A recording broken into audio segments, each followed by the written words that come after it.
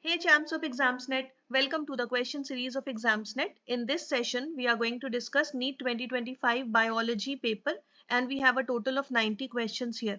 So let's start with the first question, which is from the chapter biotechnology. And the question is, in the above represented plasmid, an alien piece of DNA is inserted at EcoR1 site. Which of the following strategies will be chosen to select the recombinant colonies?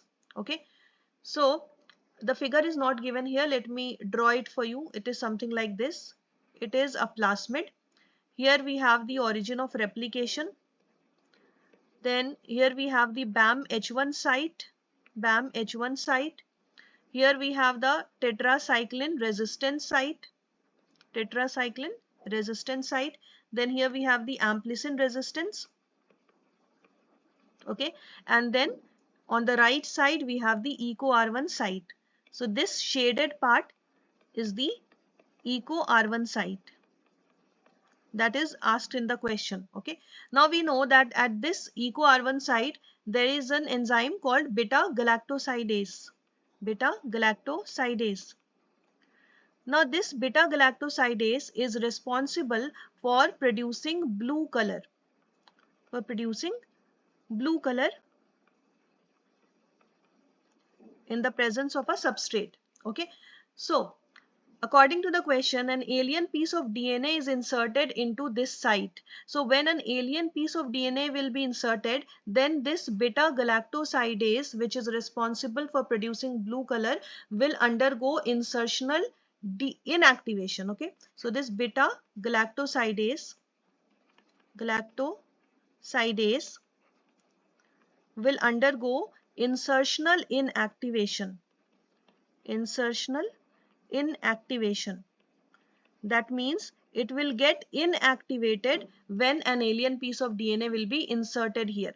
So since this is inactivated now, so now it will not produce the blue color. It will not produce blue color. That means the recombinant colonies will not be blue in color. They will appear white in color. Okay. So white color colonies will be selected. These will be the recombinant colonies. Okay. Whereas the non-recombinant colonies will be blue in color. Right. So according to the question, option A will be the correct answer. Now the next question is from the chapter biomolecules. And the question is, the protein portion of an enzyme is called. Options are apoenzyme, prosthetic group, cofactor and coenzyme. So what is an enzyme? We know that an enzyme is a biocatalyst, right? Biocatalyst. That means it catalyzes the reactions, the biochemical reactions going on inside our body, right? Now, we know that an enzyme is made up of polypeptide chains. Polypeptide chains. That means they are proteinaceous in nature. They are proteins. Okay. Now what happens? Sometimes non-protein constituents are also bound to the enzyme to make them catalytically active. Right. So the enzyme plus the non-protein constituents known as cofactors work together. Okay, they work together to catalyze a reaction. Okay, so here the enzyme is protein. This is the protein part, whereas the cofactors are non-proteins, right? Now the protein part of the enzyme, so these together are known as the enzymes. Okay, in general these are together known as the enzymes. So here the protein part of the enzymes are known as apoenzymes. Whereas the non-protein parts can be of three different types. First one is the prosthetic group.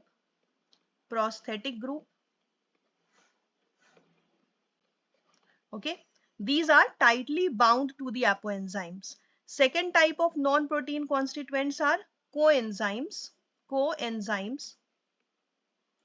which are temporarily associated with the apoenzyme. Okay. And the third type is the metal ions. Okay, we will not go into detail of these, but here you should just remember that only apoenzyme is the protein portion of the enzyme, whereas all the other options, that is prosthetic group, cofactors and coenzymes, these are non-protein parts. Okay, these are non-protein portions. So what will be the answer? Option A, apoenzyme will be the correct answer. Question number 3 is from the chapter ecosystem. Here two statements are given.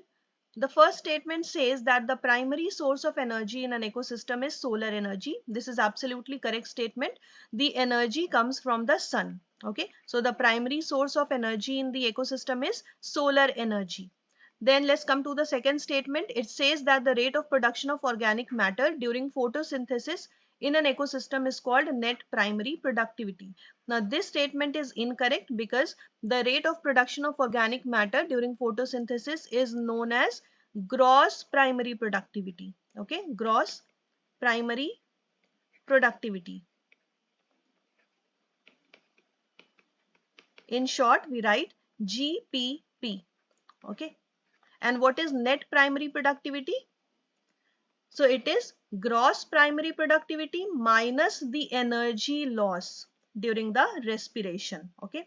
So when we subtract the energy loss during the respiration from the gross primary productivity, then we get the net primary productivity. So we can write that the net primary productivity is equal to the gross primary productivity minus respiration. Okay. So according to the question, only first statement is correct and the second one is incorrect, right? So option A will be the correct answer. Next question is from the chapter Reproduction in Flowering Plants. Two statements are given here. One is assertion and the other is reason. So let's go through the assertion. It says that a typical unfertilized angiosperm embryo sac at maturity is 8 nucleate and 7 celled. So this is a correct statement. It means that in an unfertilized angiosperm embryo sac, there are 8 nuclei. How many nuclei are there? 8 nuclei are there, but the cells are only 7. Okay, cells are only 7 in number. So the number of nuclei is more than the number of cells, right? Let's see how. Suppose we have an embryo sac here. This is the angiosperm embryo sac. So the top end is known as micropylar end. Okay, this is the micropylar end, whereas this lower side is the chalazal end. Okay, now at the micropylar end, 3 cells are present. 2 cells are known as synergids. Okay, so 2 cells are known as synergids and one is the egg cell. Okay, so 2 synergid cells and 1 egg cell. How many cells? 3 cells are present at the micropylar end. Okay, and each cell will consist of 1 nucleus. So 3 cells and 3 nuclei. Okay, now let's come to the other end, that is the chalazal end. Here also 3 cells will be present and these 3 cells are known as the antipodals. These are known as antipodals. Again, all the 3 antipodals will contain 1 nucleus each. So 3 cells and 3 nuclei again. Now, at the center part, there will be 1 large cell. So there will be 1 large central cell. One large central cell which will consist of 2 nuclei. Okay, it will consist of 2 nuclei. Okay, so how many total cells are there? 3 cells at the micropylar end, 3 cells at the chalazal end and 1 cell at the center. So 7 cells are there, right? And how many nuclei are there? So 3 nuclei at the micropylar end, 3 nuclei at the chalazal end and 2 polar nuclei. These are 2 polar nuclei at the center, okay, in the central cell. So how many nuclei are there? 8 nuclei are there. Okay, so the central cell has 1 extra nucleus, right? Now remember one thing, that the 3 cells present at the micropylar end are together known as the egg apparatus because they contain the egg cell. Okay. Now let's read the second statement, that is the reason. It says that the egg apparatus has two polar nuclei. So clearly this is incorrect because we have seen that the polar nuclei are present at the center. Okay, these two polar nuclei are present in the central cell, whereas the egg apparatus is present at the micropylar end. So this is incorrect. So A assertion is true, but the reason R is false. So option A will be the correct answer. Next question is from Human Health and Disease, and the question is neoplastic characteristics of cells referred to. So neoplastic characteristics is related to the term neoplasm. Okay, and what do we mean by the term neoplasm? It means abnormal growth of the tissue. Okay, abnormal growth of tissue. Now you must have heard about two types of tumors. First one is benign tumor, and the second type is malignant tumor, right? Malignant tumor. Benign tumor is generally harmless. It is harmless because they are confined to the original location. They are confined to original location. They are not invasive in nature, whereas the second type of tumor, that is malignant tumor, is cancerous in nature and it is invasive in nature. Invasive, therefore it is harmful. It can be life threatening. Okay, so here the malignant tumors have the characteristic known as neoplasm. Okay, so these malignant tumors show the neoplastic characteristics. So here options are given that these characteristics of the cells refer to. First one is a mass of proliferating cells. Yes, they are a mass of proliferating cells. Second one is rapid growth of cells. Yes, so these cells grow at a very rapid speed. Okay, they grow very abnormally. They grow at very abnormal rate. So this is also correct. Third one is invasion and damage to the surrounding tissue. So we have seen that these are invasive in nature, so that they also start damaging the surrounding tissue.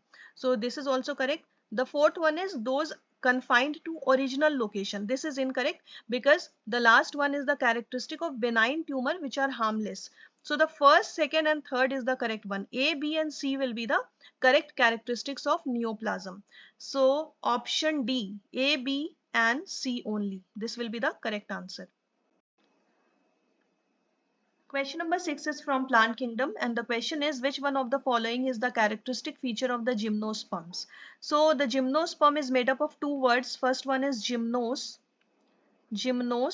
which means naked, and sperma, which means seed. So in these plants, the seeds are naked. What do we mean by the naked seeds? It means that in these plants, the ovules are not enclosed by the ovary wall. Okay. So in these plants, the ovules are not enclosed within the ovary wall. Not enclosed by an ovary wall. That means these ovules are exposed both before and after fertilization. Okay, exposed both before and after fertilization. Whereas in case of the angiosperms, after fertilization, the ovules are enclosed within the ovary walls, right? So in these gymnosperms, what happens? The seeds that develop after fertilization are not covered. These are not covered. Therefore, they are said to be naked. Okay. So simply the gymnosperms, the characteristic of the gymnosperms is that the seeds are naked or these are not covered.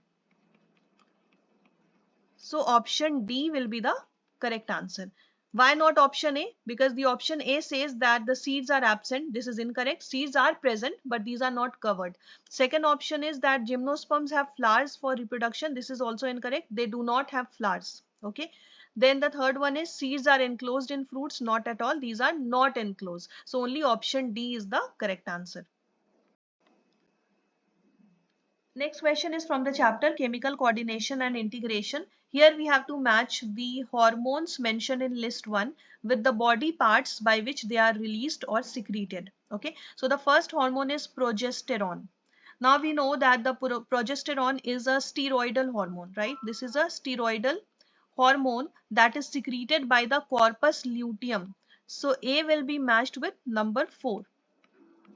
Second one is relaxin. So relaxin is a proteinaceous hormone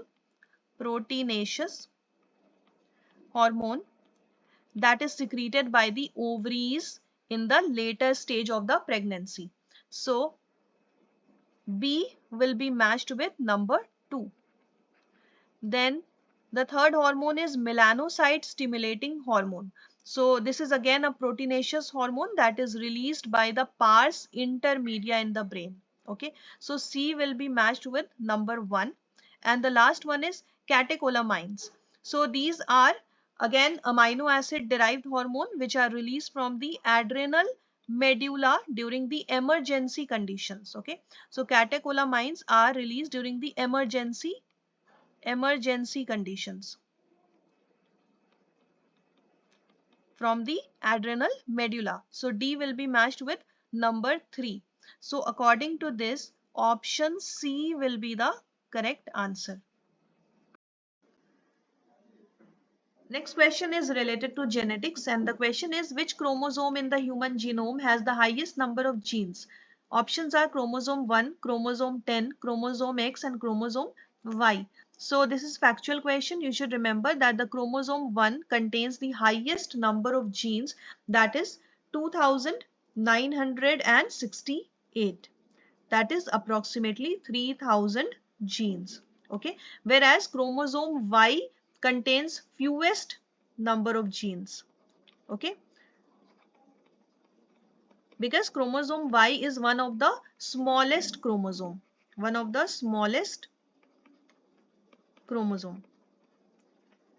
So highest number of genes are present in chromosome 1 and lowest number of genes are present in chromosome Y. So according to the question, option A will be the correct answer.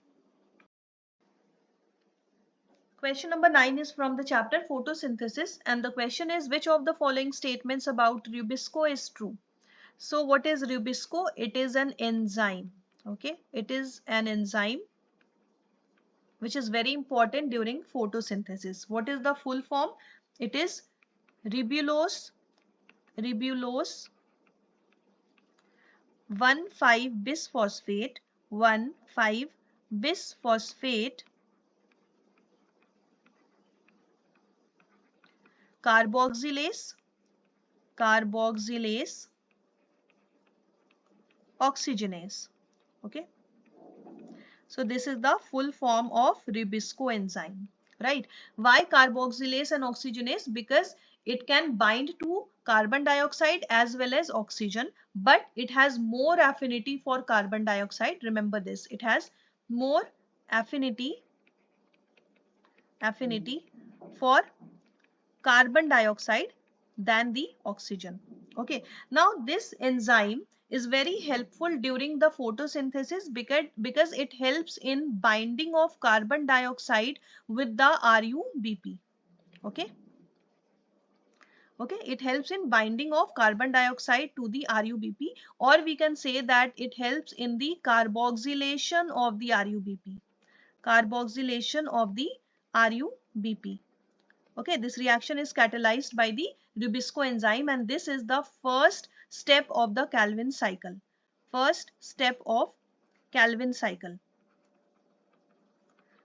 So if this first step will not take place, then the other further steps will also not take place. Therefore, this enzyme is very, very important. Now let's go through the options. The first option is it is an enzyme involved in the photolysis of water. This is incorrect. It is not involved in the photolysis of water. Second is it catalyzes the carboxylation of RUBP. Yes, this is the correct statement we have discussed right now. It helps in the addition of carbon dioxide to the RUBP, which is the first step of the Calvin cycle. Then the third one is it is active only in dark. No, it is incorrect. It is not active in the dark. Then the last one is it has higher affinity for oxygen than carbon dioxide. This also we discussed that it has higher affinity for carbon dioxide, not for oxygen. Okay, means it can bind with both, but it has higher affinity for carbon dioxide than the oxygen. Okay, it has lesser affinity for oxygen as compared to carbon dioxide. So this is also incorrect. The only correct statement is the second one. So option B will be the correct answer. Question number 10 is from the chapter Human Reproduction, and the question is the first menstruation is called. So this is very easy. We know that the first menstruation starts at puberty and it is known as menarche. It is known as menarche, right? The first option is diapause. So this is not the correct answer because diapause is a state of dormancy. Okay, it is a state of dormancy, or we can say that it is a phase of developmental arrest in an organism. Okay, developmental arrest, developmental arrest in an organism. So this is not related to the menstruation. Second option is ovulation. Now we know that the ovulation is the process that deals with the release of secondary oocyte. It is related to the release of secondary oocyte from the mature Graafian follicle. Mature Graafian follicle.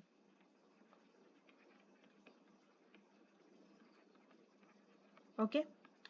Third option is menopause. Again, this is incorrect answer because we know that the menopause is that phase when the menstruation ceases. Okay, so the menstrual cycle ceases at the age of 50 years. Okay, around the age of 50 years. It can be some years more or less than that, and this is known as menopause. Okay, what is this? It is the state where the menstrual cycle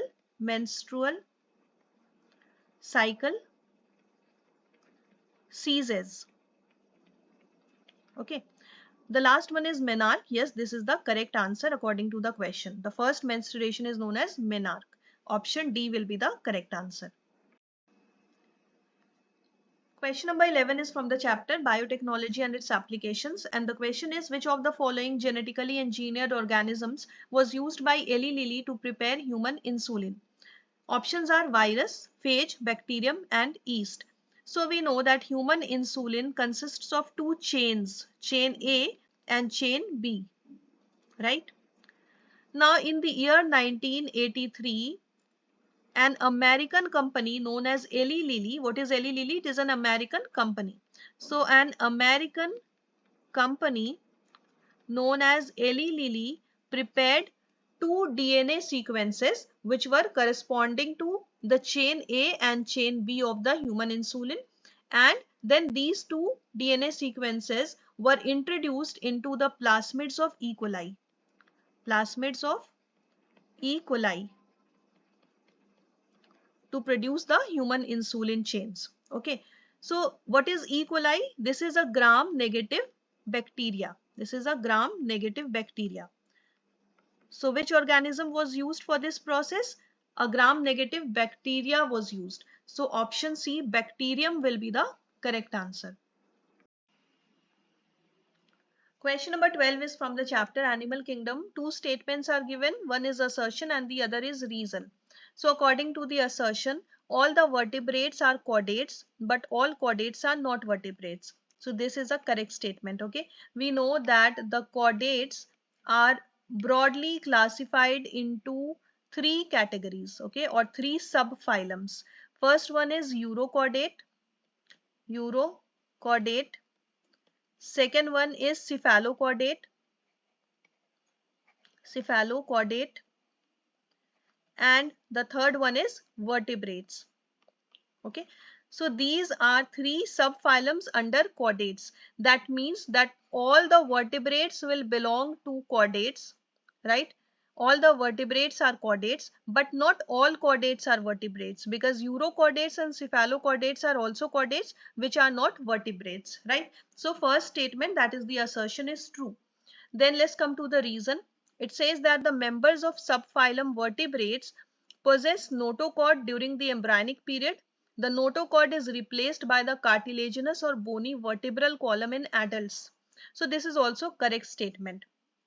What are the differences between among the urochordates, cephalochordates and vertebrates? So in case of urochordates, the notochord is present only in the larval tail. Larval tail. That means the notochord will be present only in larva, not in adults. Also, even in larva, the notochord will be present only in the tail, not in any other part of the body. Okay. Whereas in cephalochordate, it will be present throughout the life. That means in larva as well as adults. In both, the notochord will be seen, right? Also, it will be present from head to tail. From head to tail. That means throughout the body, not only in tail. Okay. So this is the difference between urochordata and cephalochordata. And in both of them, you can see that only notochord can be seen. Vertebral column is not present. Whereas in the third category, that is vertebrates, the notochord will be replaced by the vertebral column. Okay. So the notochord will be seen in the embryonic stage, right? In the embryonic stage, the notochord will be seen, right? But in adults, it will be replaced by the vertebral column. Okay, so in adults, it will be replaced by the vertebral column, which can be cartilaginous or bony. Okay, so reason is also correct and it is the correct explanation of the assertion. So option C, both A and R are true and R is the correct explanation of A. This will be the correct option.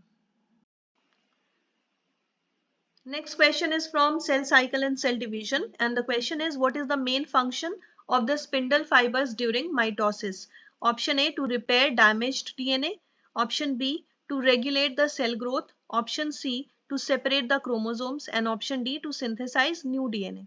So the correct answer will be option C, to separate the chromosomes. Okay, we know that the spindle fibers on one end are attached to the poles. Okay, so these will be attached to the north and south poles on one end, and on the other end these will be attached to the chromosomes. Okay, kinetochores of the chromosomes, like this.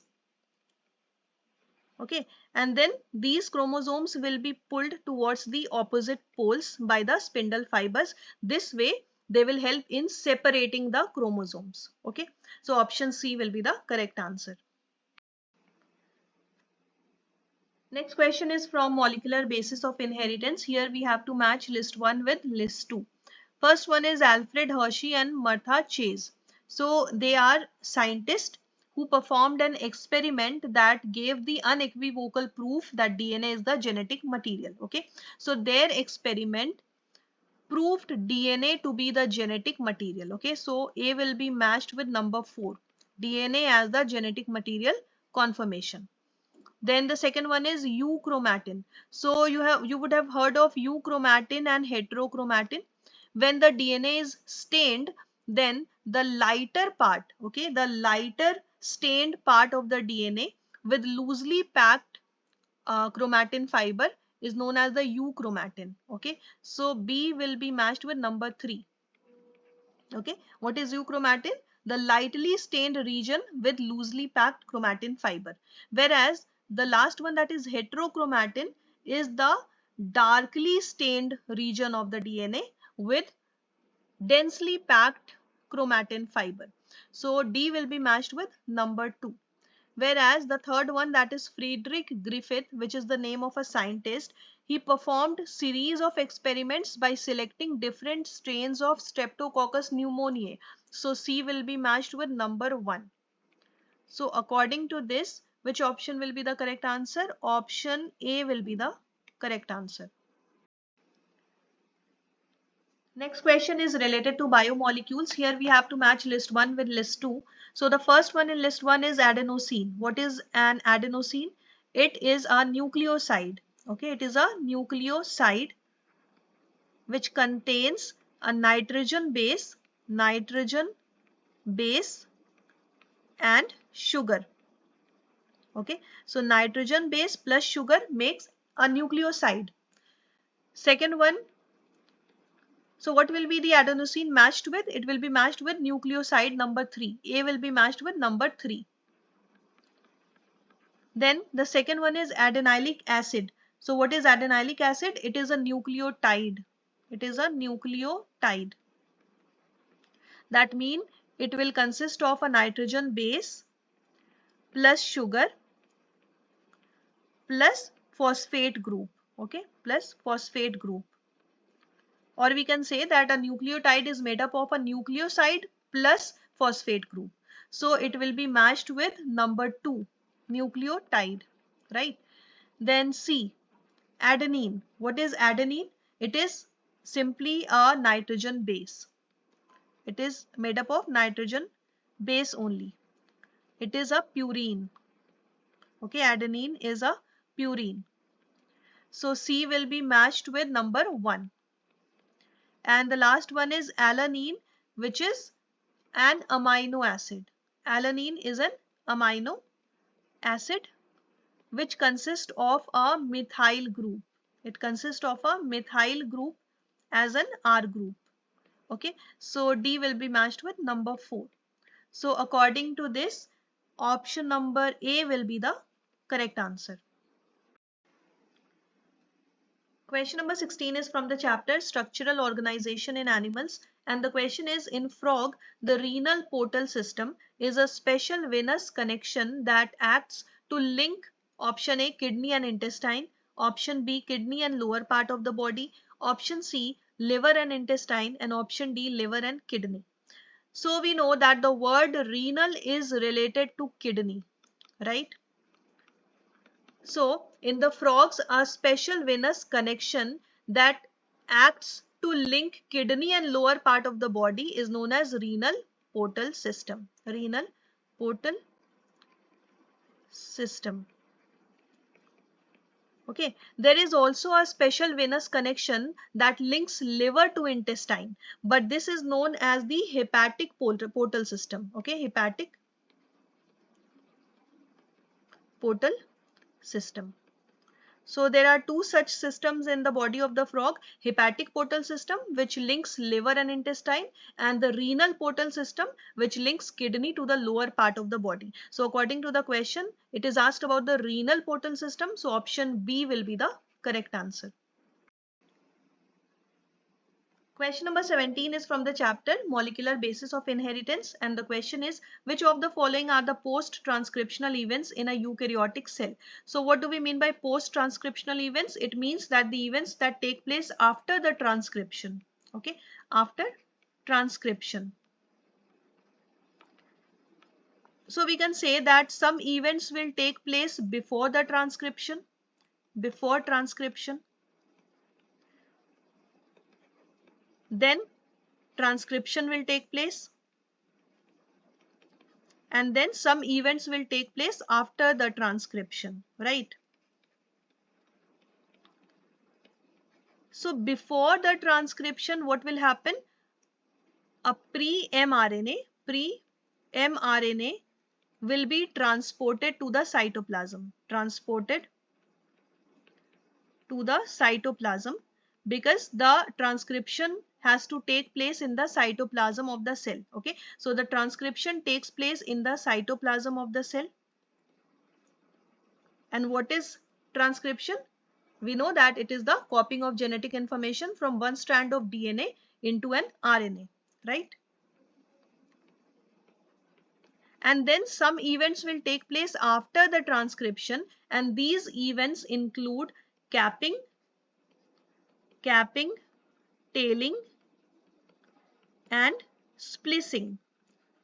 So these three processes, capping, tailing, and splicing, are parts of post-transcriptional events. So here we have to choose the post-transcriptional events out of the given events. Okay, so the first one is transport of pre-mRNA to cytoplasm prior to splicing. So this transport of pre-mRNA into the cytoplasm will take place before the transcription. Okay, not after the transcription. So this is incorrect.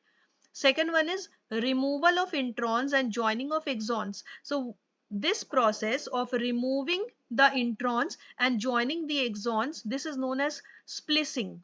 Okay, and we know that splicing is the part of post transcriptional event. So yes, this will be the part of post transcriptional event. Then next is addition of a methyl group at 5' end of the hnRNA. So this process is known as capping. Okay, what is capping? It is the addition of methyl group at 5' end of the hnRNA. We know that capping is also part of post transcriptional event. Then the next one is addition of adenine residues at 3' end of the hnRNA. This process is known as tailing. So if you remember the definition of splicing, capping and tailing, you can easily say that these three are parts of post transcriptional event, right? Now the next one and the last one is base pairing of two complementary RNAs. This is not the part of post transcriptional event. So only B, C and D, these three are post transcriptional events. B, C and D only, option D will be the correct answer. Question number 18 is from the chapter Biotechnology Principles and Processes, and the question is polymerase chain reaction, that is PCR, amplifies DNA following the equation. Okay, so this is a simple question. You just have to remember that the PCR amplifies the DNA according to the equation 2 to the power n, where n is the number of cycles. Okay, number of cycles. For example, suppose there are 3 PCR cycles. Okay, suppose there are 3 cycles. Here the n will be equal to 3. So how many DNA fragments will be produced? Number of DNA fragments will be equal to 2 to the power n, that means 2 to the power 3, that will be equal to 8. So 8 DNA fragments will be produced, right? So what will be the correct answer? 2 to the power n. Option D will be the correct answer. Question number 19 is from reproduction in plants. Two statements are given here. One is assertion and the other is reason. So according to the assertion, both wind and water pollinated flowers are not very colorful and do not produce nectar. So yes, this is a correct statement. And what is the reason why these flowers are not colorful and they do not produce nectar? Because nectars are produced by the flowers which are pollinated by insects. Okay, and these flowers are very colorful to attract the insects. But in case of wind and water pollinated flowers, insects are not required, therefore they are not colorful and they do not produce nectar. Reason says that the flowers produce enormous amount of pollen grains in wind and water pollinated flowers. So yes, this statement is correct that the wind and water pollinated flowers have enormous amount of pollen grains. But this is not the correct explanation of the assertion, right? The correct reason would be that since insects are not required, therefore these are not colorful and they do not produce nectar. So individually these two statements are correct, but reason is not the correct explanation of assertion. Therefore option D will be the correct answer. Both A and R are true, but R is not the correct explanation of A. Okay. Question number 20 is from the chapter Organism and Population, and the question is epiphytes that are growing on a mango branch is an example of which of the following? Options are predation, amensalism, commensalism and mutualism. So the correct answer will be commensalism. This is a relationship, mutual relationship between the organisms where one organism is benefited and the other organism is neither benefited nor harmed. So one is benefited and the other remains unaffected, right? For example, epiphytes that are growing on a mango branch get the support from the mango branch. Okay, so they get the support from mango branch. So the epiphyte is benefited. Okay, epiphyte is benefited, whereas the mango branch is neither benefited nor harmed. Okay, mango tree or the mango branch remains unaffected. So option C, commensalism, will be the correct answer.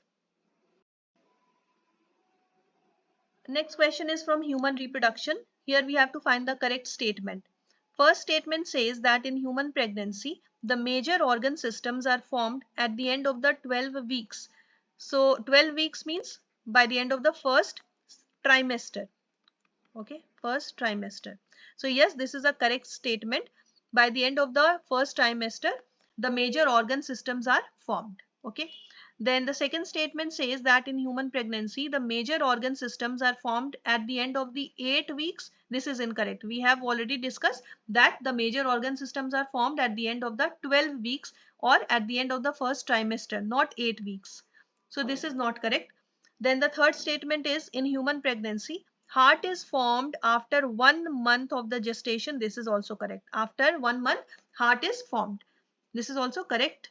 Then the fourth one is human pregnancy. In human pregnancy, limbs and digits develop by the end of the second month. Yes, this is also correct. After 1 month, heart is formed. After second month, limbs and digits are developed. Then the last one is in human pregnancy, the appearance of hair is usually observed in the 5th month. This is also correct. So out of the 5 statements, only one is incorrect. Only the statement B is incorrect. All the others are correct. So A, C, D and E. Option B will be the correct answer. Question number 22 is from the chapter Biotechnology Principles and Processes, and the question is identify the part of bioreactor which is used as a foam breaker from the given figure. So in this figure you can see that part A, that is the third part from the top, it represents the flat bladed impeller. Okay, this is the flat bladed impeller. Okay, then part B, that is located at the top, it represents the motor. Okay, so the motor is located at the top of the bioreactor. Then part C, that is located below the part B, that is the foam breaker that is asked in the question. Okay, foam breaker. And the lowest part that is shown here, that is part D, is a sparger. It is a sparger from where the sterile air is released. Okay, sterile air is released from the bottom of the bioreactor. So according to the question, which part is used as foam breaker? Part C, right? So part C, that means option B will be the correct answer. Next question is frogs respire in water by skin and buccal cavity and on land by skin, buccal cavity and lungs. Okay, so first of all, when the respiration takes place by the skin, this is known as cutaneous respiration, right? Cutaneous respiration. When the respiration takes place by the buccal cavity, then it is known as buccopharyngeal respiration. Buccopharyngeal respiration. And when the respiration takes place by the lungs, it is known as pulmonary respiration. Right. Now, we know that the frogs are amphibians. That means they can live in water as well as on the land. So when they are in water, in that case, they can only respire by the skin. Okay. That means in water, they will have cutaneous respiration only. Cutaneous respiration only. Whereas when they are on land, in that case, the respiration can be cutaneous, it can be buccopharyngeal as well as pulmonary. Okay. So in case of land, it can respire by the skin, by the buccal cavity as well as by the lungs. But in case of water, it can respire only by the skin. So here we can see that the first part of the question is incorrect. Okay, in case of water, it is given that it can respire by skin and buccal cavity, which is incorrect. It cannot respire by the buccal cavity in water. But on land, it can respire by all. So water part is incorrect and the land part is correct. Okay, so which will be the correct answer here? Option A, the statement is false for water but true for land. Option A will be the correct answer.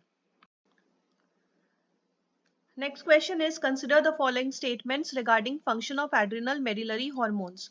So what are adrenal medullary hormones? These are the hormones which are secreted by the adrenal medulla, and there are two hormones which are secreted by the adrenal medulla. First one is adrenaline or epinephrine, and the second one is noradrenaline or the norepinephrine. Okay, so these two hormones are the adrenal medullary hormones, and these are also known as emergency hormones. Emergency hormones, because these are secreted during the emergency conditions, right? So they too perform similar functions or same functions. First one, here it is mentioned, it causes pupillary constriction. No, it causes pupillary dilation. Okay, both these hormones cause pupillary dilation during the emergency condition. So first one is not correct statement regarding the function of these hormones. Second one is, it is hyperglycemic hormone. Yes, this is correct. These two hormones are hyperglycemic in nature. That means they help in the breakdown of glycogen. Okay, so they cause the breakdown of glycogen, which results in the release of glucose in the blood. Okay, so this leads to an increase in blood glucose level. Blood glucose level. And we know that an increase in the blood glucose level is known as hyperglycemia. Hyperglycemia. That means these hormones are hyperglycemic in nature because they cause hyperglycemia. So this second statement is correct. The third statement is, it causes piloerection. This is also correct. Piloerection means raising of the hair. Okay, you know, when you are in shock or when you are scared, then the hairs on your body are raised. Okay, so piloerection means the raising of hair, right? Then the fourth and the last statement is, it increases the strength of heart contraction. Yes, this is also correct. When you are very scared or when there is emergency situation, then your heartbeat increases, right? So they cause increase in the strength of heart contraction. So only the first statement is incorrect. All the other statements are correct with regards to the function of adrenal medullary hormones. So option D will be the correct answer. B, C and D only. A is incorrect. Next question is from the chapter Plant Growth and Development, and the question is, read the following statements on plant growth and development. So the first statement says that parthenocarpy can be induced by auxins. So auxin is a hormone, right? Now parthenocarpy, what is parthenocarpy? It is the process of development of fruit without fertilization. Okay, it means development of fruit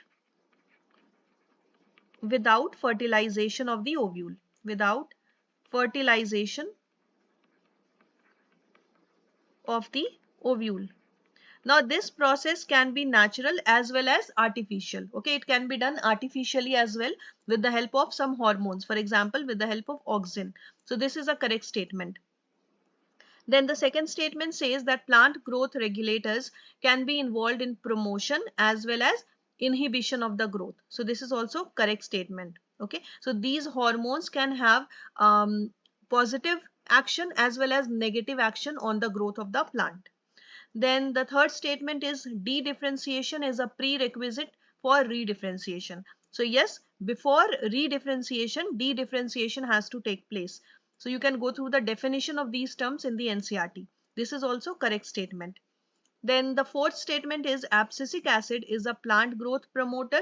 No, this is incorrect. Abscisic acid, which is written as ABA in short, it is not a plant growth promoter. Rather, it is plant growth inhibitor. Okay, this is an inhibitor of the plant metabolism. So this is inhibitor. It has an inhibitory action, not promotory action.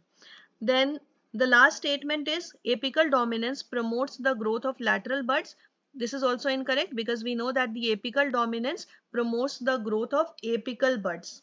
Okay, apical buds, not the lateral buds. So these last two statements are incorrect and the first three statements are correct. So A, B and C are correct. A, B and C are correct and D and E are incorrect. Okay, so which are correct statements? A, B and C only. Option C will be the correct answer. Next question is from the chapter Chemical Coordination and Integration, and the question is, which of the following hormones released from the pituitary is actually synthesized in the hypothalamus? Option A, follicle stimulating hormone. Option B, adrenocorticotropic hormone. Option C, luteinizing hormone, and option D, antidiuretic hormone. Okay, so all these hormones are released from the pituitary, right? We know that the pituitary gland has two main parts. First one is anterior pituitary, that is also known as pars distalis, and the second part is posterior pituitary, right? Posterior pituitary, that is also known as pars nervosa. Okay, so these are two main parts of the pituitary gland. Now there are some hormones which are secreted by the anterior pituitary, such as follicle stimulating hormone, adrenocorticotropic hormone, and luteinizing hormone. So these hormones are produced by the anterior pituitary, and these are secreted by these anterior pituitary only. Whereas the posterior pituitary stores and secretes two hormones. Okay, it stores and releases two hormones, oxytocin and vasopressin. The vasopressin is also known as antidiuretic hormone, that is ADH. Okay, but these two hormones, oxytocin and vasopressin, are actually synthesized by the hypothalamus. Okay, these are synthesized by the hypothalamus, and then these are transported to the posterior pituitary, where they are stored and released. Okay, so out of all the given options, the last one, that is antidiuretic hormone, is actually synthesized by the hypothalamus, whereas all the others, such as follicle stimulating hormone, then adrenocorticotropic hormone and luteinizing hormone, these are synthesized by the anterior pituitary or the pars distalis. So option D will be the correct answer.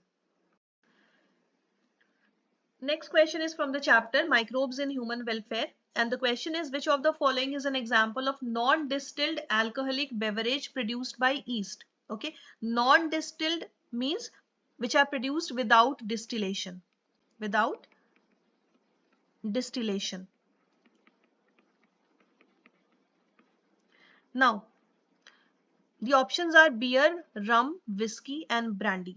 So here rum, whiskey and brandy, these three are produced by the distillation process. Okay, these are produced by the distillation of the fermented broth. Distillation of fermented broth. Fermented broth. Whereas beer as well as wine, okay, these two are produced without distillation. So option A will be the correct answer. Next question is from the chapter Principles of Inheritance and Variation, and the question is, what is the pattern of inheritance for polygenic trait? So what do we mean by polygenic? Poly means many and genic is related to gene. So polygenic means many genes.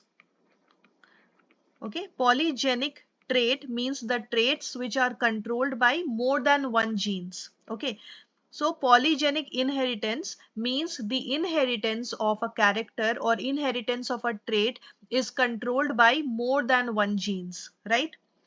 Options are autosomal dominant pattern, option B X-linked recessive inheritance pattern, option C Mendelian inheritance pattern, and option D non-Mendelian inheritance pattern. Okay, so what is Mendelian inheritance pattern? In case of Mendelian inheritance pattern, the inheritance of a character or inheritance of a trait is affected only by one gene. Only one gene controls the inheritance of a trait. Inheritance of trait, right? And this one gene has two alleles. In case of Mendelian inheritance pattern, there is only one or only single gene that controls the inheritance of a trait, and this gene has two alleles, out of which one is dominant over the other. Okay, one is dominant and the other is recessive, right? This is the Mendelian inheritance pattern. But here the question is asked about the polygenic trait, that means the traits which are controlled by more than one genes. So that will be related to the non-Mendelian inheritance pattern. Okay, because in Mendelian inheritance pattern only one gene will control, whereas in non-Mendelian inheritance pattern the case will be opposite. Okay, more than one genes will control the inheritance of a trait. So option D will be the correct answer. Now next question is from the chapter human reproduction. Here we have to match list 1 with list 2. So the list 1 contains different parts of a sperm. So let's draw the figure of a human sperm. It looks something like this. This is the head of the sperm. Then we have the middle piece, and then we have the tail. Okay, this is the head region. This is the middle piece, and this is the tail of the sperm. Okay, in the head part you can see that the uppermost region, the top region, it is known as acrosome. Okay, it contains the acrosome. Now we know that the head of the sperm contains an elongated nucleus. Okay, the head part contains an elongated nucleus which possesses the genetic material. Okay, so in this nucleus genetic material will be found. So head will be matched with the genetic material, number 4. Okay, A will be matched with number 4. Second one is middle piece. So middle piece possesses numerous mitochondria. In this middle piece, mitochondria are present, and we know that mitochondria are responsible for the energy. So these mitochondria produce energy for the movement. So middle piece will be linked to the energy. Okay, so B will be matched with number 3, energy. Then C, acrosome, that is the uppermost region of the head, right? So acrosome is nothing but a cap-like structure that is filled with enzymes that help in the fertilization of the ovum. Okay, so this acrosome contains enzymes for fertilization of the ovum. So C will be matched with number 1, enzymes. And the last one is tail. So the tail facilitates the sperm motility that is essential for fertilization. So D will be matched with sperm motility, number 2. So according to this, the correct answer will be option number C. Question number 30 is from the chapter Morphology of Flowering Plants, and the question is, which of the following is an example of zygomorphic flower? Options are P, chili, petunia and datura. So what is zygomorphic flowers? These are the flowers which show bilateral symmetry. Bilateral symmetry. That means the flowers can be divided into two equal halves only in a single plane. Okay, only by a single plane. So out of the given options, P will be the correct answer. Okay, P shows zygomorphic, P shows bilateral symmetry. Okay, therefore P flower is zygomorphic in nature, whereas the others such as chili, petunia and datura, these are actinomorphic flower. Actinomorphic, because these flowers show radial symmetry. So in these flowers, the flower can be divided into two equal halves in more than one plane. Okay, so according to the question, answer will be option number A. Next question is, which of the following organisms cannot fix nitrogen? Azobacter, Oscillatoria, Anabaena, Volvox and Nostoc. So out of the given options, only Volvox cannot fix nitrogen. Okay, Volvox is a green algae. Green algae,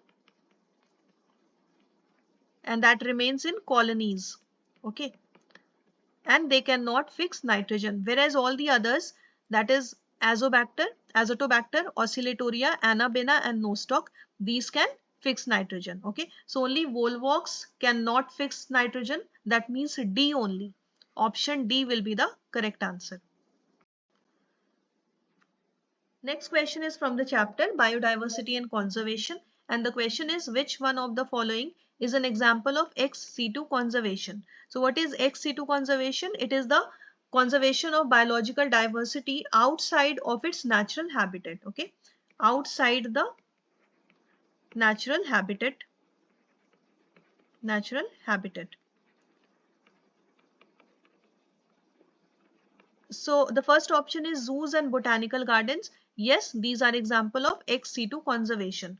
The others, that means protected areas, national park and wildlife sanctuary, these are the areas that are created in the natural habitat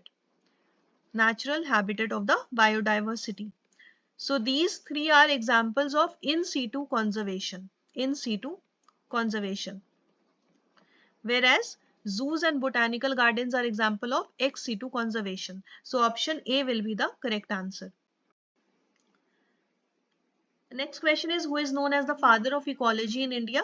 So options are Ram Udar, Birbal Sani, S.R. Kashyap and Ramdev Misra. So this is a factual question. The answer is Ramdev Misra. Okay, Ramdev Misra is known as the father of ecology in India. So option D will be the correct answer. Next question is from genetics. Two statements are given here. Let's read the statement 1. In the RNA world, RNA is considered the first genetic material evolved to carry out essential life processes. RNA acts as the genetic material and also as a catalyst for some important biochemical reactions in the living systems. Being reactive, RNA is unstable. So each and every word mentioned in this statement is correct. Okay, this statement is correct one. Okay, what are the characteristics of RNA? It is the first genetic material. Okay, it was evolved to carry out the essential life processes.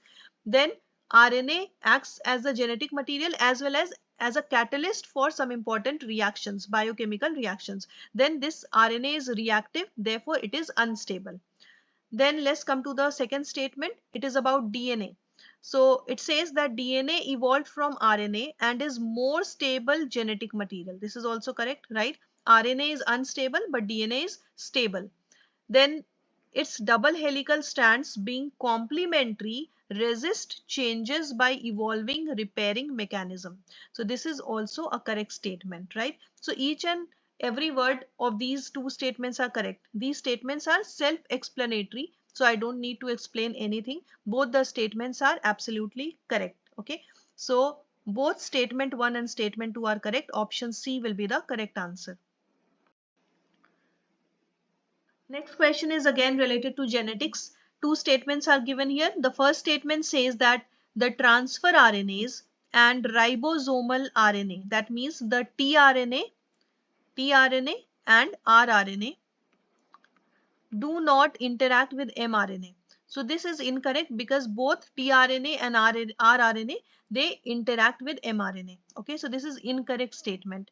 Then the second statement says that RNA interference takes place in all eukaryotic organisms as a method of cellular defense. So this is a correct statement. Okay, RNA interference takes place in the eukaryotic organisms as a method of cellular defense.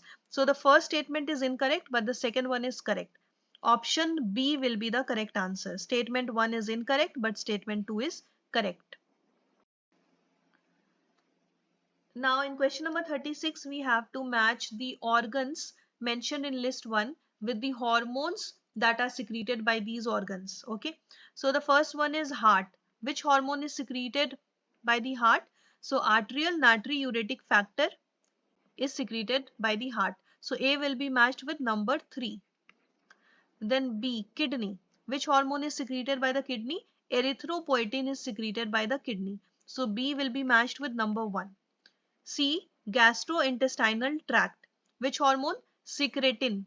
Secretin is secreted by gastrointestinal tract. So C will be matched with number 4. And the last one is adrenal cortex.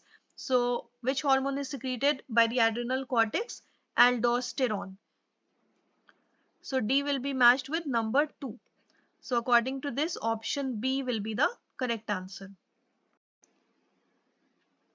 Next question is, all the living members of the class Cyclostomata are. Options are symbiotic, ectoparasite, free living and endoparasite. So the answer will be ectoparasite. Okay. All the living members of the class Cyclostomata are ectoparasite, which means that the parasite lives on the outer surface of its host. Okay. These are the parasites which live on the outer surface of their host. So option B will be the correct answer. Next question is from microbes in human welfare, and the question is streptokinase produced by bacterium streptococcus is used for. Okay, so we know that the streptokinase that is produced by the bacterium streptococcus is used as a clot buster. Okay, it is used as a clot buster, and it helps in removing the clots from the blood vessels of the patients who have undergone myocardial infarction leading to heart attack. Okay, so removing clots from blood vessels will be the correct answer. Okay, curd production, we know that the curd production is done by which bacterium? Lactobacillus. Lactobacillus. Whereas the ethanol production is done by the Saccharomyces. Saccharomyces. So according to the question, the correct answer will be option number B, removing clots from the blood vessels. Next question is from animal kingdom, and the question is role of the water vascular system in echinoderms is. So the role of water vascular system in echinoderms is, first one is locomotion, then respiration, and then capture and transport of food. Okay, capture and transport of food. Now, the first one is respiration and locomotion. Yes, this is correct. So, A is correct. Then B, excretion and locomotion. So, excretion is incorrect. Okay, so B is incorrect. Then C, capture and transport of food. Yes, this is also correct. So, statement C is also correct. D, digestion and respiration. So, again, digestion is incorrect. So, D is incorrect. Then the last one, E, digestion and excretion, these are incorrect. Okay, so only A and C are correct. Option D will be the correct answer. A and C only.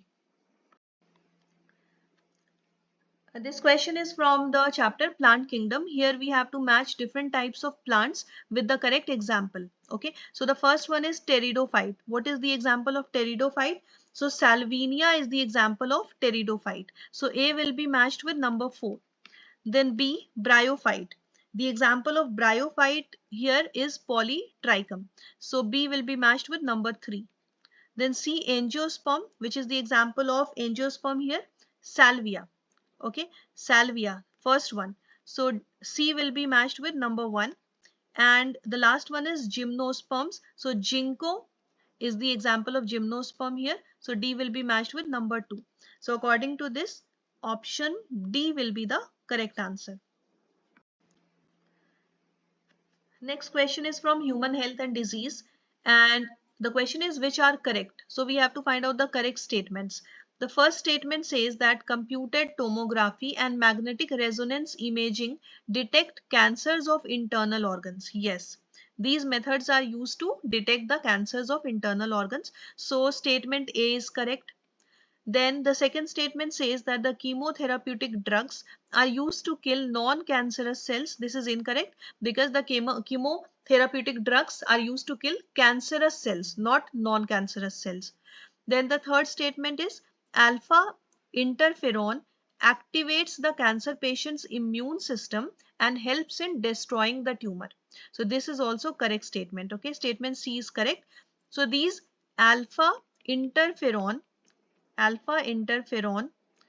these are the biological response modifiers. Okay, these are biological response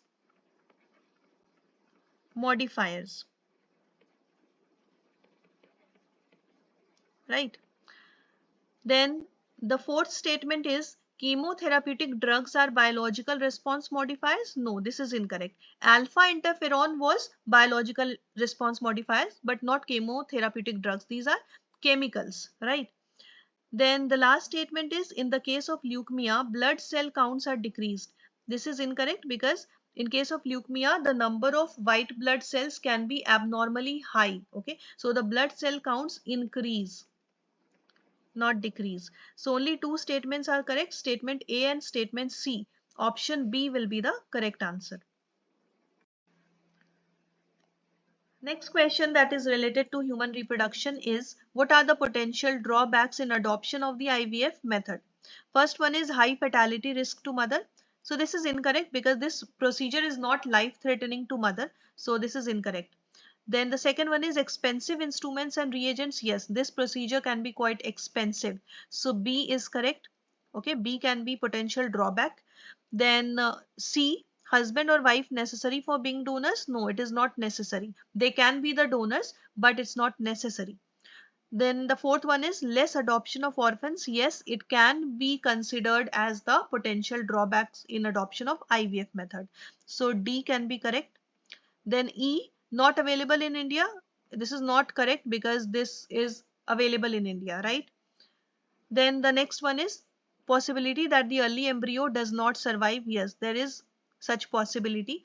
So F is also correct. So B, D and F only. Option C will be the correct answer. This question is again related to the human reproduction. The first statement is, the reductive division for the human female gametogenesis starts earlier than that of the male gametogenesis. Yes, this is a correct statement. Okay, so statement A is correct.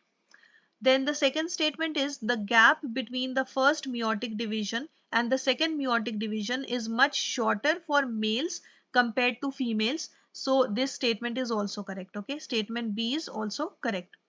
Third statement is, the first polar body is associated with the formation of primary oocyte. This is incorrect because the first polar body is associated with the formation of secondary oocyte. Okay, not primary oocyte. The last statement is, luteinizing hormone or LH surge leads to disintegration of the endometrium and onset of menstrual bleeding. So this is incorrect. Okay, LH surge, that means surge in luteinizing hormone is not responsible for disintegration of the endometrium. It is responsible for ovulation. Okay. Then what is responsible for the disintegration of endometrium? It is the decreased level of progesterone. Okay. So decreased level of progesterone are responsible for disintegration of endometrium and onset of menstrual bleeding. Whereas LH surge is responsible for ovulation. So the first two statements are correct. Next two statements are incorrect. So only A and B are true. Option C will be the correct answer. Next question is from the chapter Plant Kingdom, and the question is, in bryophytes, the gamete help in which of the following? So what are gamete? Gamete are green, they are green, multicellular, asexual buds. Okay, multicellular asexual buds, asexual buds which develop in small receptacles called gamma cup. Okay, gamma cup. So these gamete are present in small receptacles known as gamma cup. These are green, multicellular and asexual buds which help in asexual reproduction in case of bryophytes. Okay, so option D, asexual reproduction, will be the correct answer. Next question is from the chapter Cell. Two statements are given here. One is assertion and the other is reason. So the assertion says that the primary function of the Golgi apparatus is to package the materials made by the endoplasmic reticulum and deliver it to the intracellular targets and outside the cell. So yes, this is a correct statement. Okay, the materials which will be made by the endoplasmic reticulum will be packaged by the Golgi apparatus. Okay, then the reason is, vesicles containing the materials made by the endoplasmic reticulum fuse with the cis phase of the Golgi apparatus and they are modified and released from the trans phase of the Golgi apparatus. Okay, so this is also correct statement.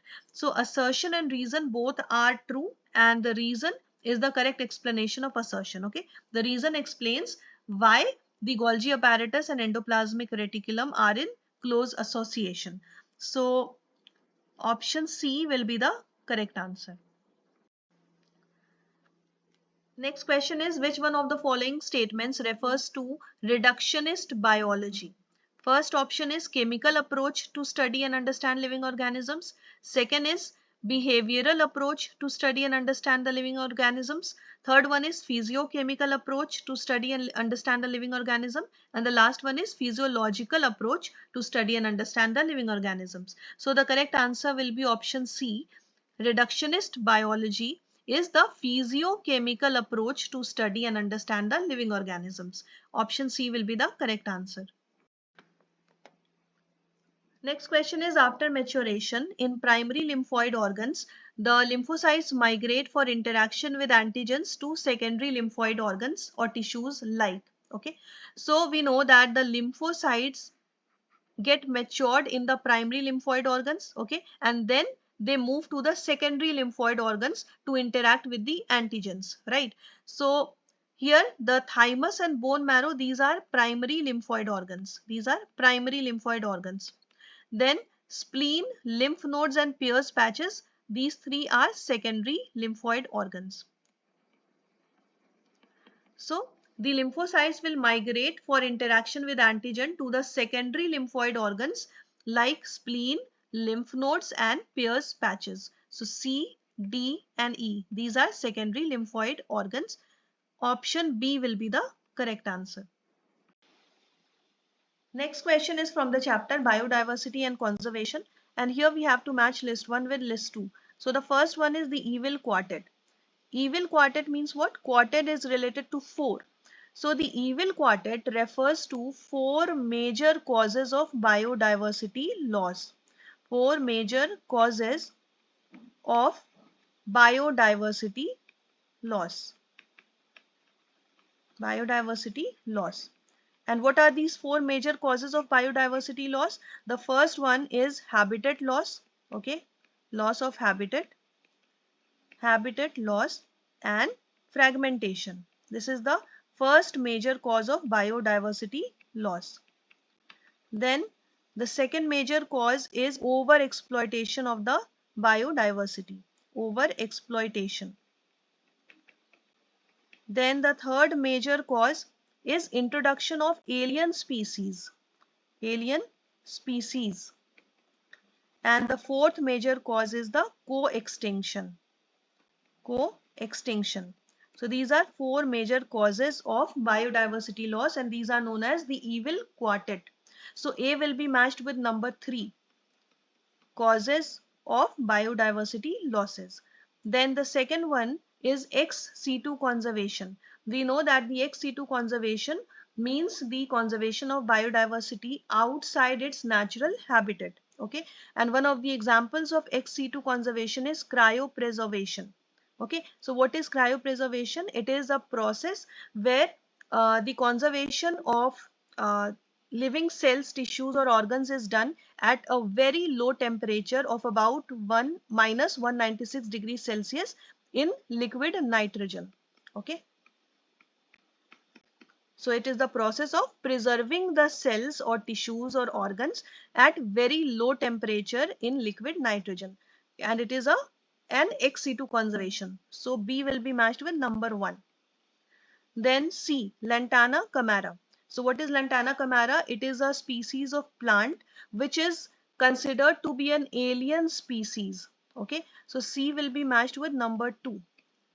So originally it belongs to tropical America, but it was introduced to many parts of the world, including India, as an ornamental plant. But then it has become widespread, invasive in nature. Okay, so it has started acting as a weed, as an invasive weed. So C will be matched with number 2. Then the last one is dodo. What is dodo? We know that it is an extinct flightless bird. So dodo is related to extinction. So D will be matched with number 4. Okay, it is an extinct flightless bird. Flightless bird.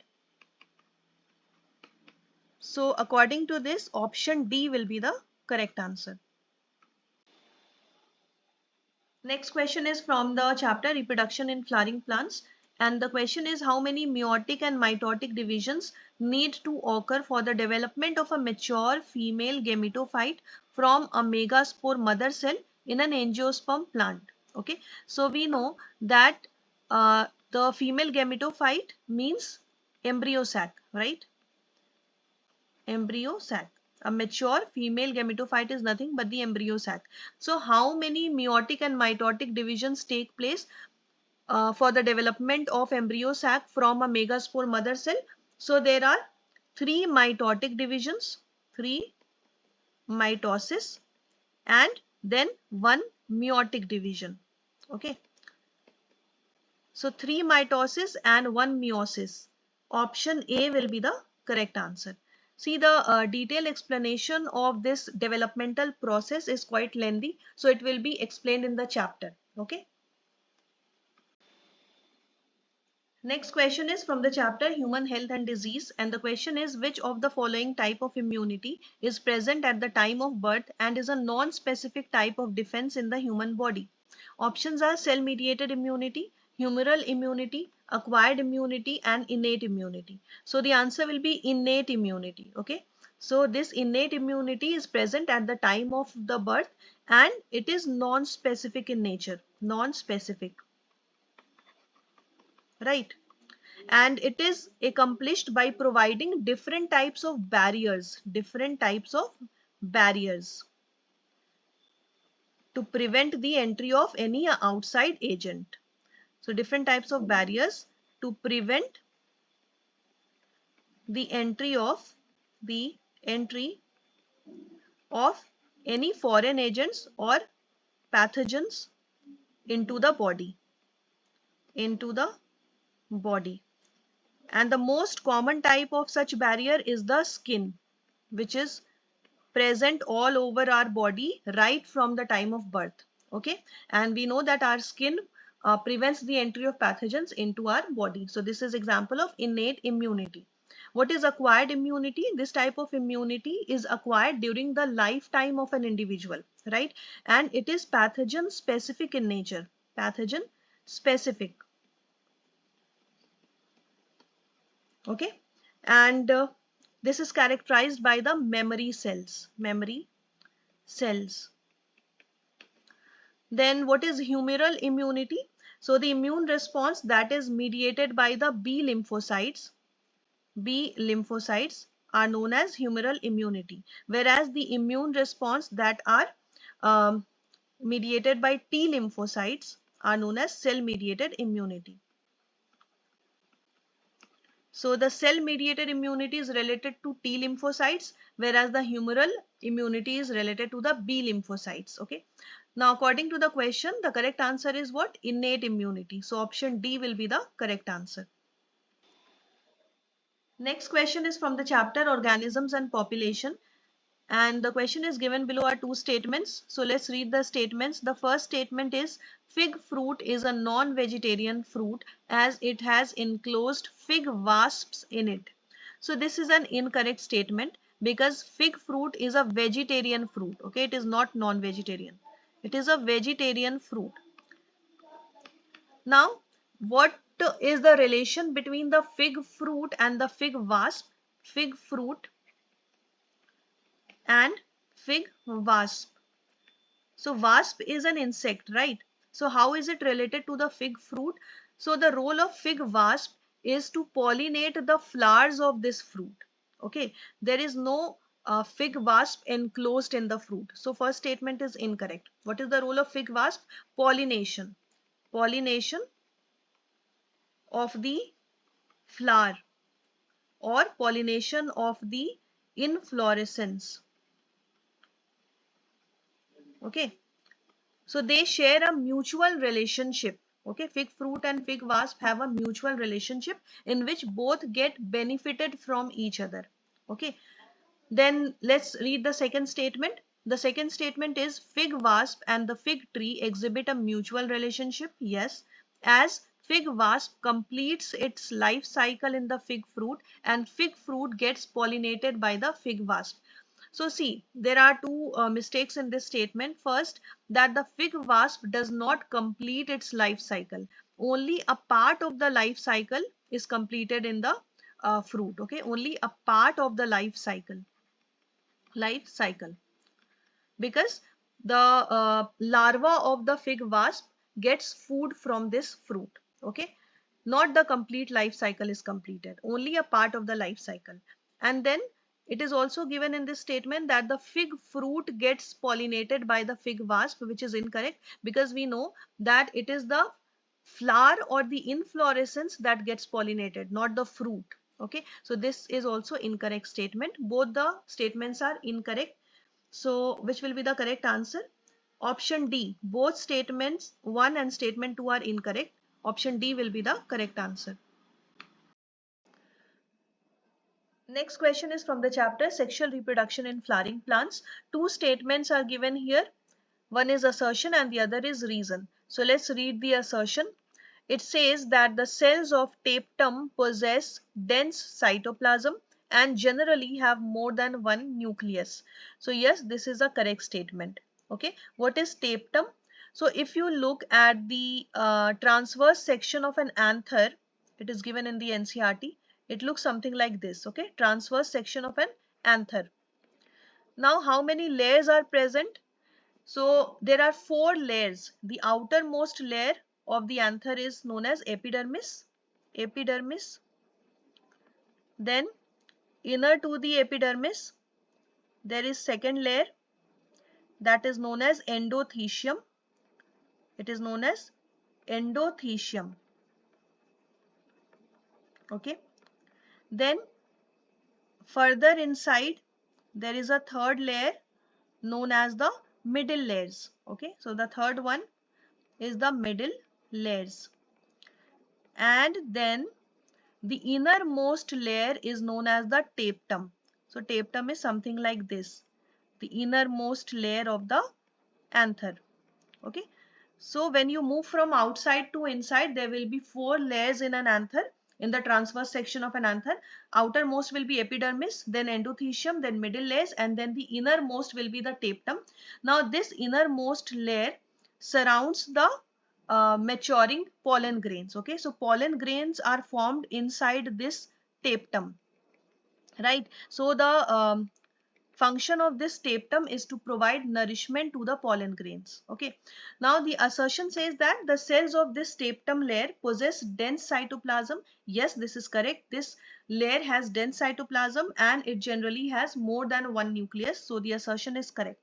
Then the reason is the presence of more than one nucleus in the tapetum increases the efficiency of nourishing the developing microspore mother cell. Now there is some doubt in this statement, okay, because it says that the tapetum provides nourishment to the developing microspore mother cell. Now we know that the pollen grains are formed from the microspore mother cell. Okay, this microspore mother cell leads to the formation of pollen grains inside this layer tapetum, right? So the tapetum provides some initial nourishment to the microspore mother cell as well, but its main function is to provide nourishment to the pollen grains. So the word pollen grains are not mentioned in this statement, but in the NCERT the word pollen grain is mentioned. So some experts say that this reason will be correct and it will be the correct explanation of the assertion, because the tapetum provides nourishment to the microspore mother cell as well as the pollen grains. But most of the experts are saying that no, its main function is to provide nourishment to the pollen grains, not the microspore mother cell. So they believe that the reason is false. Okay, so most of the experts are believing that the assertion is true but reason is false. Okay, so according to them option A will be the correct answer, but still you just go through the official answer key by the NEET to check whether the reason is considered to be true or false. Okay, so there is certain doubt regarding this reason. For now we are believing that the reason is false, because in NCERT it is given that the tapetum provides nourishment to the pollen grains. Okay, so if we stick by the line given in NCERT, then the reason is false. So according to this, A should be the correct answer. But just go through the official answer key, okay, and check there. Next question is from the statements given below, choose the correct option. So the first statement is that the eukaryotic ribosome are 80S and the prokaryotic ribosomes are 70S. Yes, this is a correct statement. Then the second one is each ribosome has 2 subunits. This is also correct statement. Each ribosome has 2 subunits. Okay. Then The third statement is the two subunits of 80S ribosome are 60S and 40S, while that of 70S are 50S and 30S. So this is also a correct statement. Okay. The two subunits of 80S ribosome are 60S and 40S, whereas that of 70S ribosome are 50S and 30S. Okay. Now the fourth statement is the two subunits of 80S ribosome are 60S and 20S. No, it is 60S and 40S. Then that of 70S are 50S and 20S. No, it is 50S and 30S. Okay. Similarly, the last statement is also incorrect. It is not 60S and 30S. It is 60S and 40S. Okay. So out of these statements C, D and E, only C is correct. So which statements are correct? A, B and C are correct. D and E are incorrect. Okay. So A, B, C are true. Option C will be the correct answer. Next question is, which one of the following enzymes contain heme as the prosthetic group?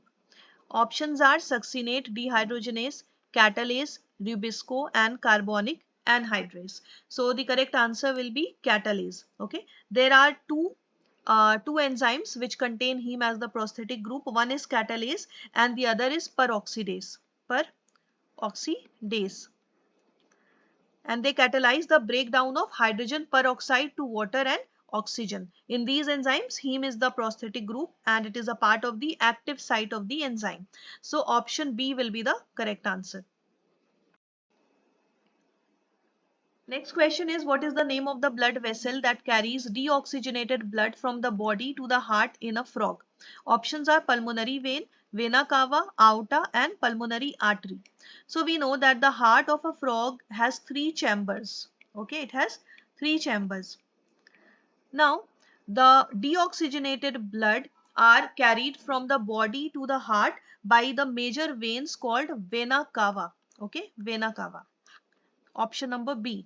Now, aorta and pulmonary vein, these two carry the oxygenated blood.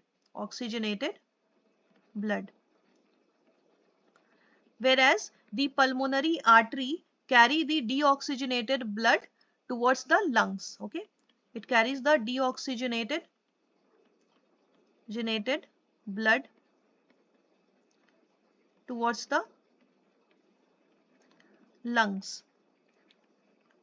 And the vena cava carry the deoxygenated blood from body to the heart. So option B will be the correct answer. Next question is from the chapter Plant Kingdom, and the question is, given below are the stages in the life cycle of pteridophytes. Arrange the following stages in the correct sequence. Okay. So out of all the steps, let's write down step by step. The first step will be the meiosis in the spore mother cell. Okay, meiosis in the spore mother cells. That means number B. It is the first step. Then the prothallus stage will come, that is given in number A. So after B, A will be the next step. Okay. Then the formation of archegonia and antheridia in the gametophyte. So number D. Then the transfer of antherozoids will take place to the archegonia in the presence of water. So E will be the next step. And then the last one will be the fertilization. So C will be the last one. Okay. Out of all the steps, fertilization will be the last one. So this should be the correct sequence, B, A, D, E, C. According to this, option C will be the correct answer. So this topic is already explained in detail in the chapter Plant Kingdom. So just go through that chapter if you want to understand in detail. So option C is the correct answer. Now next question is from the chapter Biotechnology, and the question is, the blue and white selectable markers have been developed which differentiate the recombinant colonies from the non-recombinant colonies on the basis of their ability to produce color in the presence of a chromogenic substrate. Given below are two statements about this method. So the first statement says that the blue colored colonies have DNA insert in the plasmid and they are identified as recombinant colonies. So this is incorrect, okay, because the recombinant colonies will not show the blue color.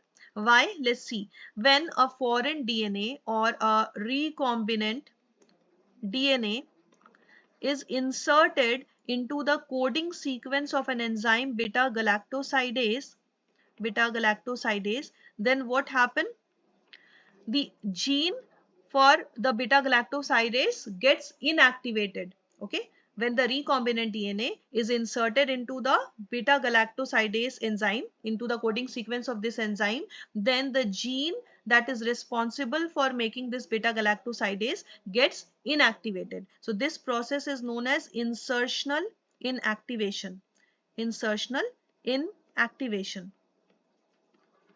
Okay, beta galactosidase gene gets inactivated. So the recombinant colonies that will be produced as a result of this insertion will not show blue color. Okay, so no blue color will be shown. So which color will be shown? Only white color will be shown. Okay, the colonies will be white in color, not blue in color. Okay, the reason will be insertional inactivation of the beta galactosidase gene. Now let's read the second statement.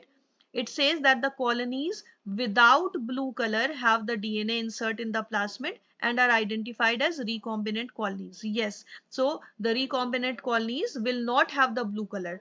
Okay, so this statement is correct. First statement is incorrect, second statement is correct. So which is the correct answer?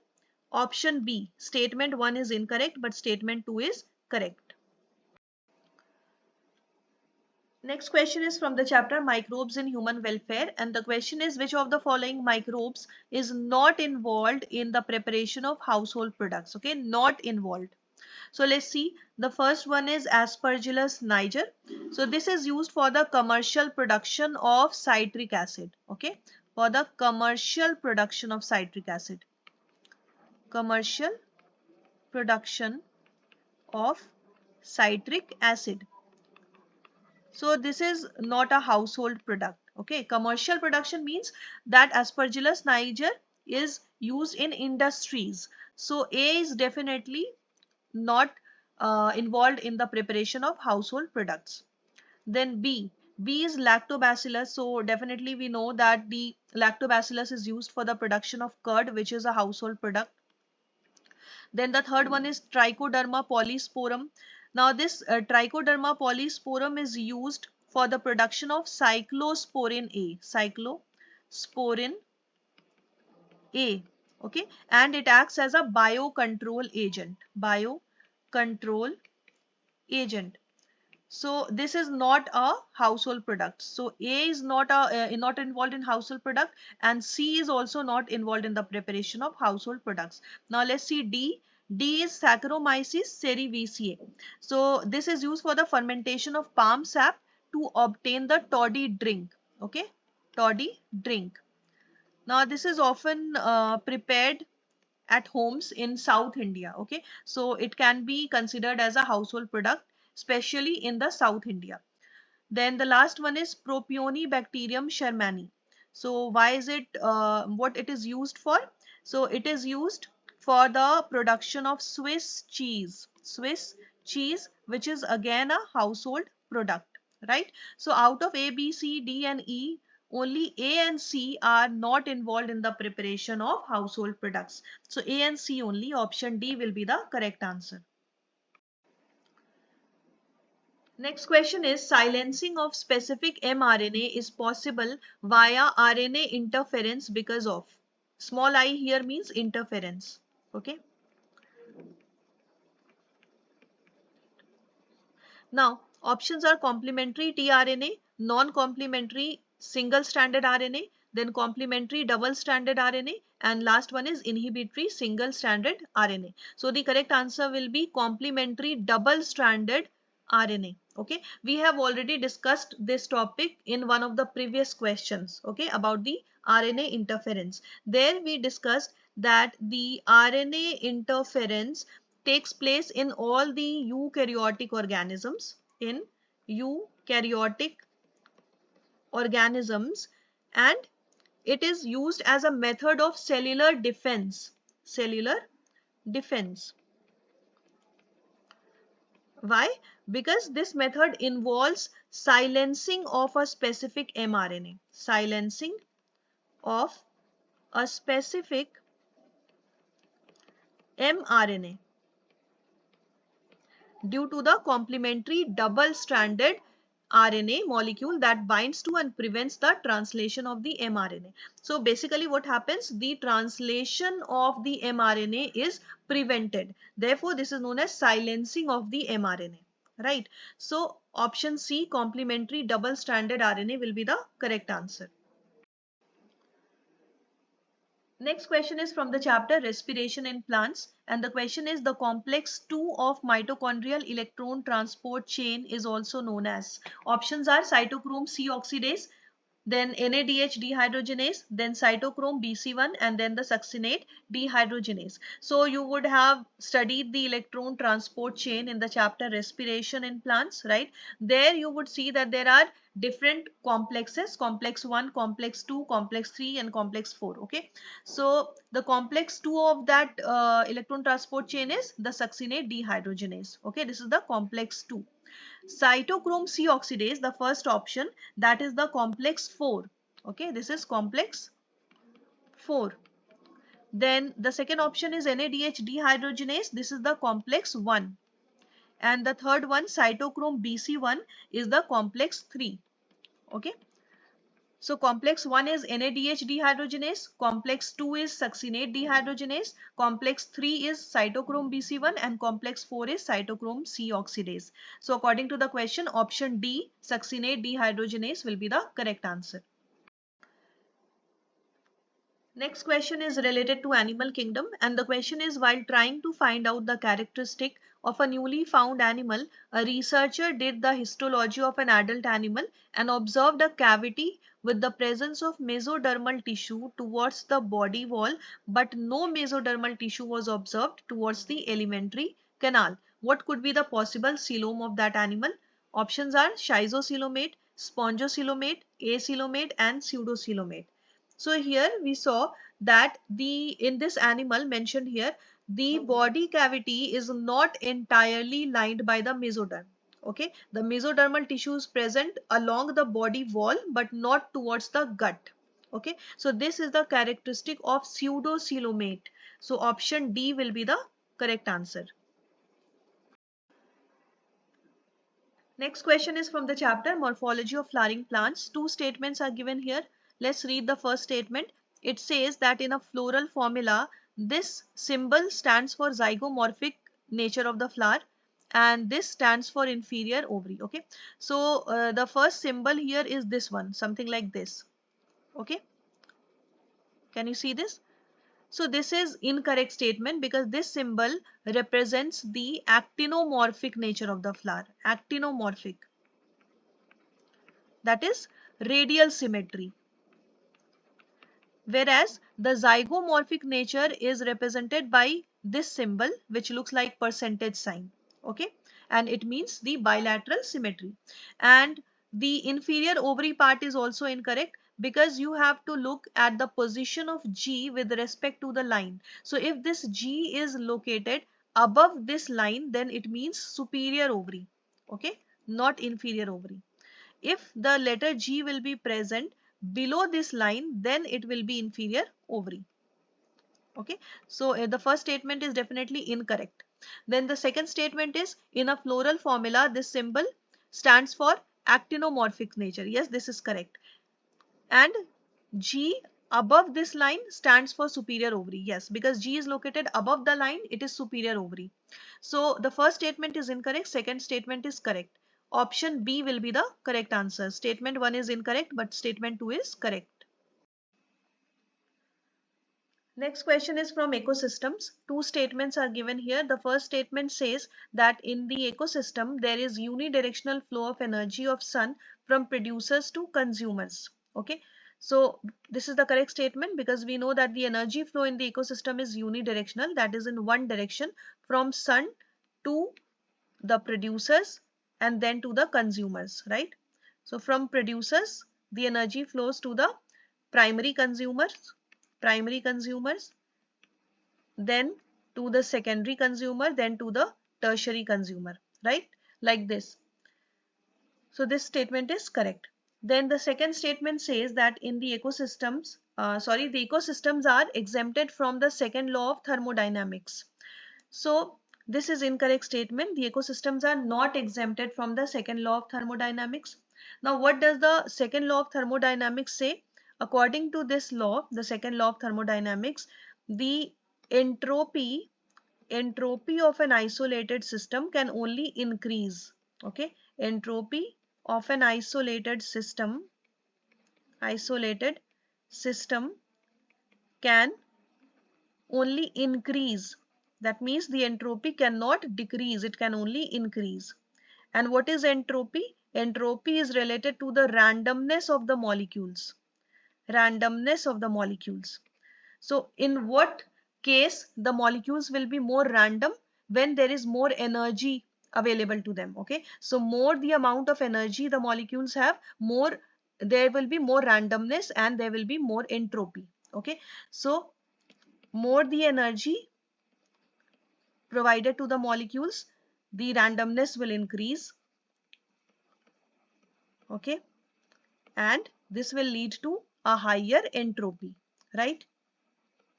This is the concept, right? So from here we can say that energy is related to the entropy. More the amount of energy, higher will be the entropy, right? Now, if we assume the ecosystems to be that isolated system we are talking in the second law of thermodynamics. So if this ecosystem is the isolated system, in that case, we know that the energy is flowing from sun to the producers, right? So producer will have certain amount of energy. Then this energy has to pass on to the primary consumer, but only 10% of that energy get passed to the primary consumer, right?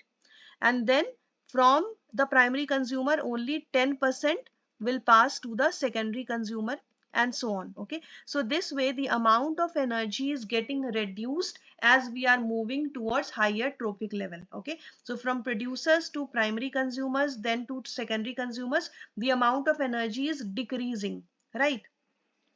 So there is a need of constant supply of energy from the sun, because if the energy will decrease in the system, then the ecosystem will become unstable. Okay, so there is a need for constant supply of energy, constant supply of energy, okay, to synthesize the molecules. Now here we can see that this ecosystem is actually following the second law of thermodynamics, because here there is constant supply of energy, and this constant supply of energy will lead to more randomness, that will lead to higher entropy. So this is following the second law of thermodynamics. It is not exempted from the second law of thermodynamics. So the second statement is incorrect. So option A will be the correct answer. Statement 1 is correct, but statement 2 is incorrect. Next question is again from ecosystem, and the question is, which of the following is the unit of productivity of an ecosystem? So we know that productivity means the rate of biomass production. Rate of biomass production. And what is the unit of productivity? The unit of productivity is kilocalorie per meter square per year. Or in terms of grams, it is grams per meter square per year. Okay, so out of these two units, which one is mentioned in the options? The first one is mentioned in the option. Okay, option number B is the correct answer. Next question is from genetics, and the question is, with the help of the given pedigree, find out the probability for the birth of a child having no disease and being a carrier, has the disease mutation in one allele of the gene in F3 generation. Okay, so we have to find the probability for the birth of a child who is the carrier of the disease. Okay, is not affected completely but is a carrier. Okay, now here we have to remember one thing, that the normal male will have the genotype XY, right? And the affected male will have XCY. Okay, so X will carry the disease. Now if we're talking about the female, the normal female will have XX and the affected female will have XCXC. C means carrier of the disease. So the female will be affected only if both the X chromosomes will carry the disease. If only one X chromosome carry the disease and the other does not, then it will be the carrier of the disease. This female will be the carrier. It will not be affected completely. Okay.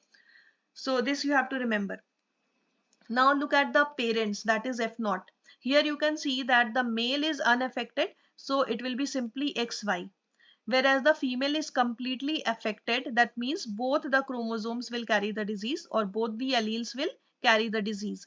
So XC, XC, this will be the genotype of the mother. Then they are having two girls. Their children are two girls, right? And both the girls are carriers of the disease. You can see that these girls have this type of figure in the pedigree. So only one part is colored in the circle. That means they are carrier. Okay. So only one allele will carry the disease. So XCX, and this girl will also have the same XCX. Okay. And their partners are normal. So their partners are XY. Right? This is F1 generation. Then in the first one, this one, they are again having two daughters who are the carriers of the disease. So XCX and XCX, right? And the second couple has one affected male, that means XCY, and the other is a normal female, that is XX, right? So this is what is mentioned in the pedigree. Now these two have mated together, these two. Okay, that means the affected male and the carrier female are mating together. So let's see what is the probability of the children when these two mate together. So there is mating between XC and X and XC and Y. So let's see what will be the probability. So here we will have XC, XC. Here we will have XCX. Here we will have XCY. And here XY. So from this we can say that one female is affected.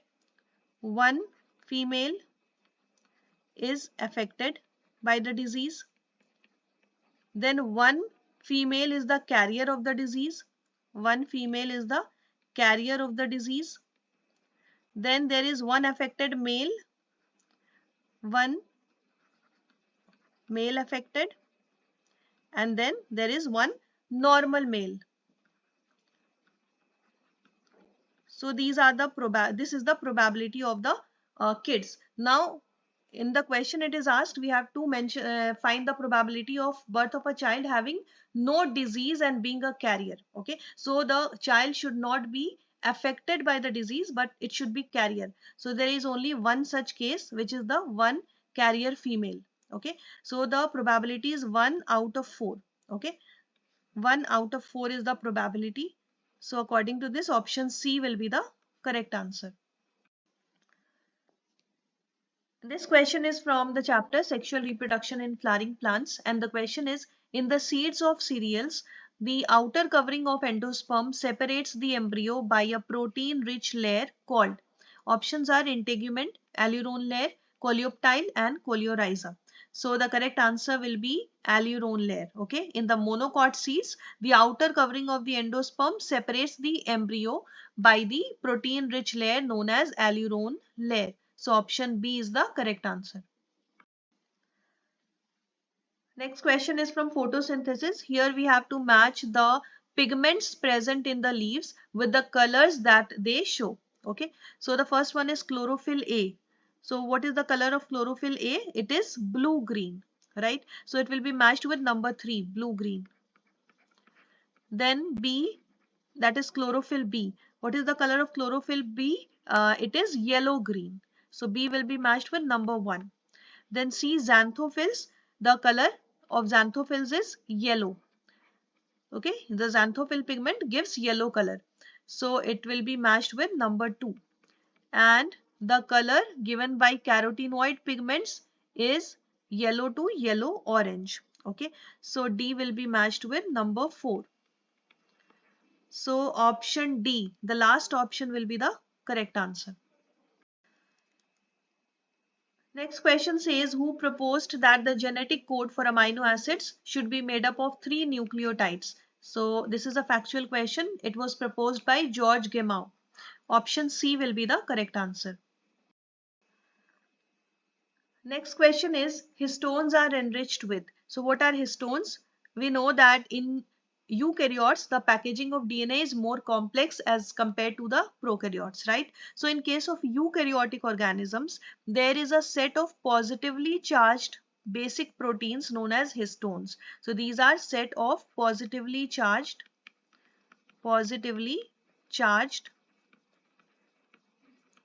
basic proteins.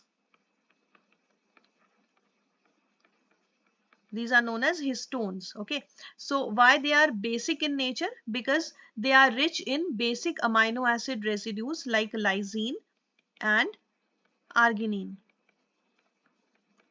Okay, this makes them basic in nature. Then these histones are organized to form a unit of 8 molecules. They will get organized to form a unit of 8 molecules. 1, 2, 3, 4, 5, 6, 7, 8, like this. Okay, and then they will be involved in the DNA packaging. So here, according to the question, the correct answer will be option number C, lysine and arginine. Okay. Next question is from biotechnology, and the question is, which of the following enzymes are not essential for gene cloning? So what is gene cloning? It is a process where a specific gene or DNA sequence is isolated and replicated, creating multiple identical copies. Okay, so mainly 3 enzymes are required in gene cloning. One is restriction enzyme, then DNA ligase, and then DNA polymerase. Okay, so A, B and E, these are required in the gene cloning, whereas DNA mutase and DNA recombinase are not required. So C and D only. Option C will be the correct answer. Next question is from Cell, and the question is, a specialized membranous structure in prokaryotic cell which helps in cell wall formation, DNA replication and respiration is. Options are cristae, endoplasmic reticulum, mesosome and chromatophores. So the correct answer will be mesosome. Okay, the statement that is given in the question is actually the definition of mesosome. It is a membranous extension in bacterial cell that helps in cell wall formation, DNA replication and contains enzymes for respiration. Okay, so option C is the correct answer. Next question is, which factor is important for termination of transcription? So what is transcription? It is the process of copying the genetic information from one strand of DNA into an RNA. Okay, and which enzyme is responsible for transcription? So the enzyme RNA polymerase is responsible for catalyzing the reaction. Okay, now what are the steps or stages of transcription? First, initiation. The process has to start or initiate. Then next is elongation, and then at last, when it is completed, then termination of the process, right? Now this RNA polymerase enzyme is capable of catalyzing only this elongation part. It will not catalyze the initiation and termination part. For this initiation and termination, it is associated transiently with 2 factors. One is the initiation factor, that is sigma, and the other is termination factor, that is rho. Okay, so here the question is asking about the termination factor. So termination factor is rho, the first one. This is the termination factor, whereas sigma is the initiation factor. Okay, so option A, rho, will be the correct answer. Next question is, which of the following statement is correct about the location of the male frog copulatory pad? Okay, so where is the copulatory pad located in the male frog? So in the male frogs, this copulatory pad is present on the first digit of the forelimb. Okay, first digit of the forelimb. Option B will be the correct answer. And these copulatory pad are absent in the female frogs. Absent in female frogs. So option B. Now next question is from excretory products and excretion. And the question is, which of the following diagrams is correct with regard to proximal and distal tubule of the nephron? Okay, so the proximal tubule is known as the proximal convoluted tubule, that is PCT. And the distal tubule of the nephron means distal convoluted tubule, that is written as DCT. Okay, so what happens in the PCT? There is selective secretion of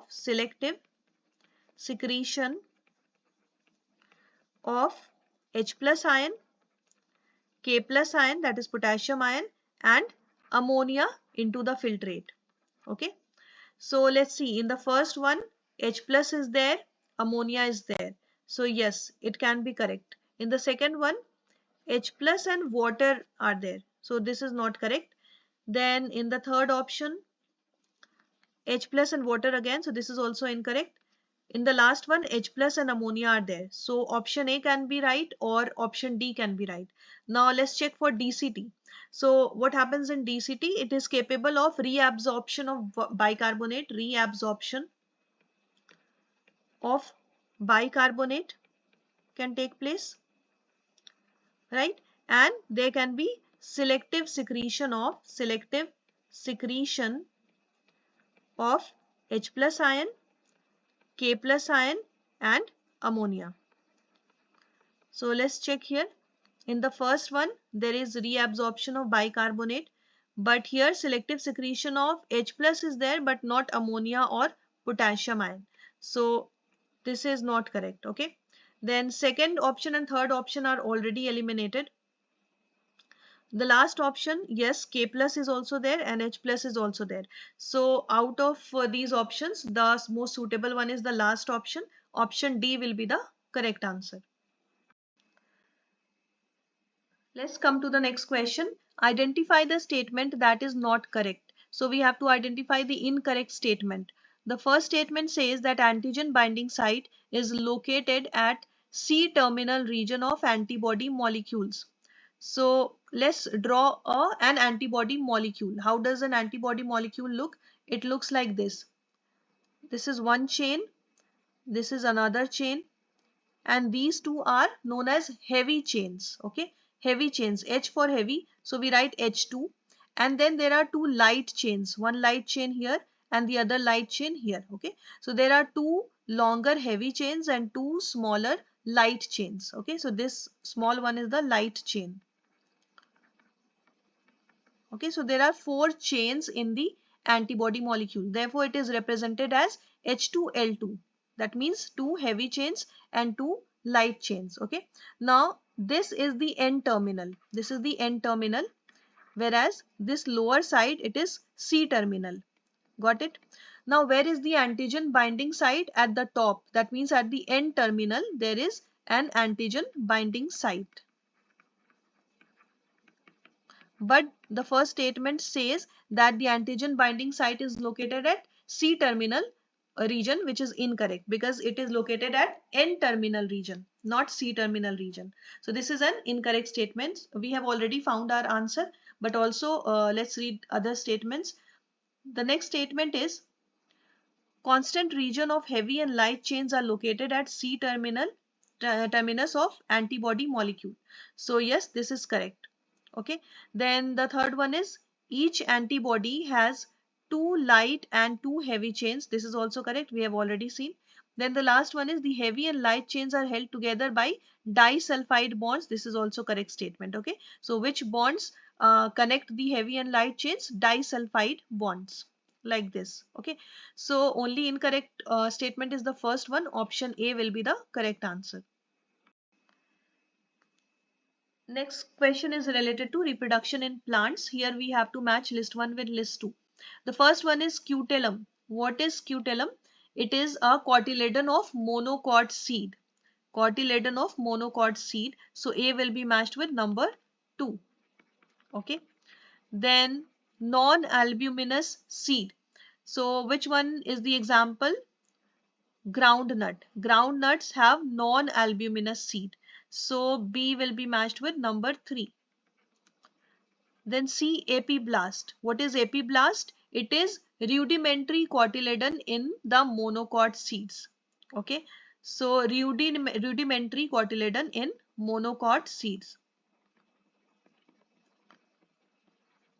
So C will be matched with number 4.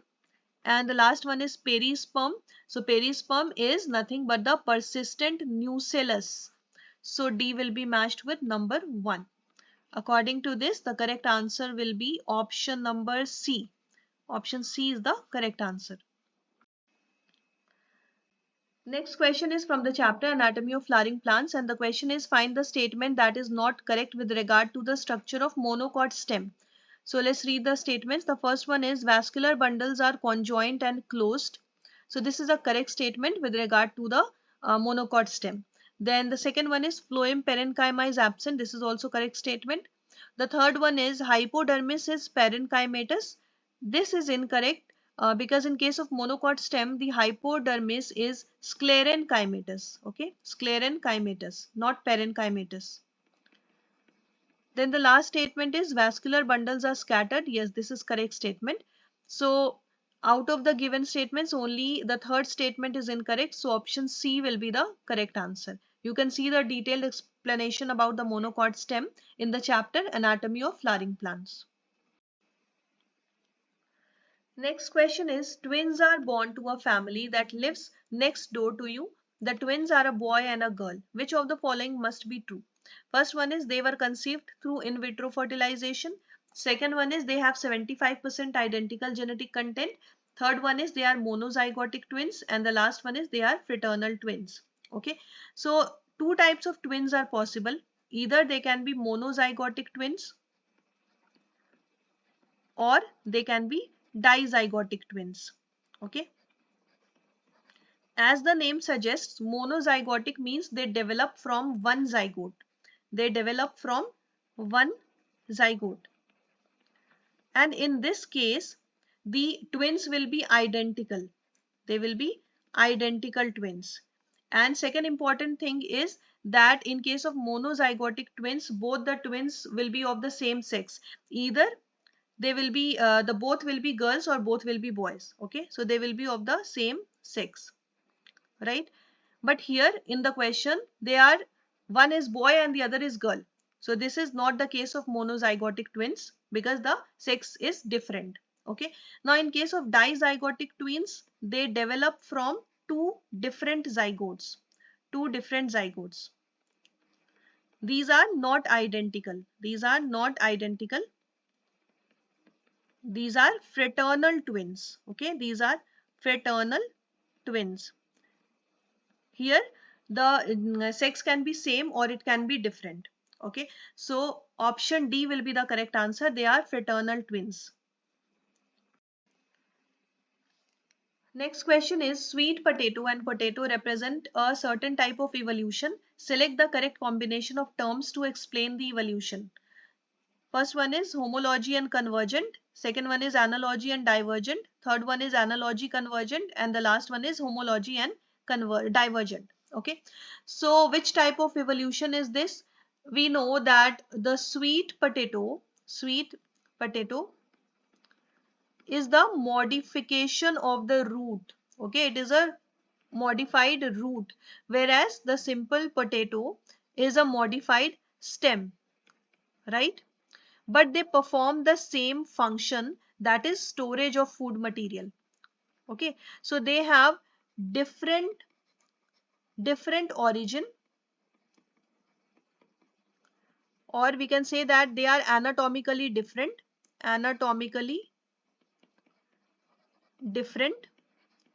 but they are evolved to perform the same function.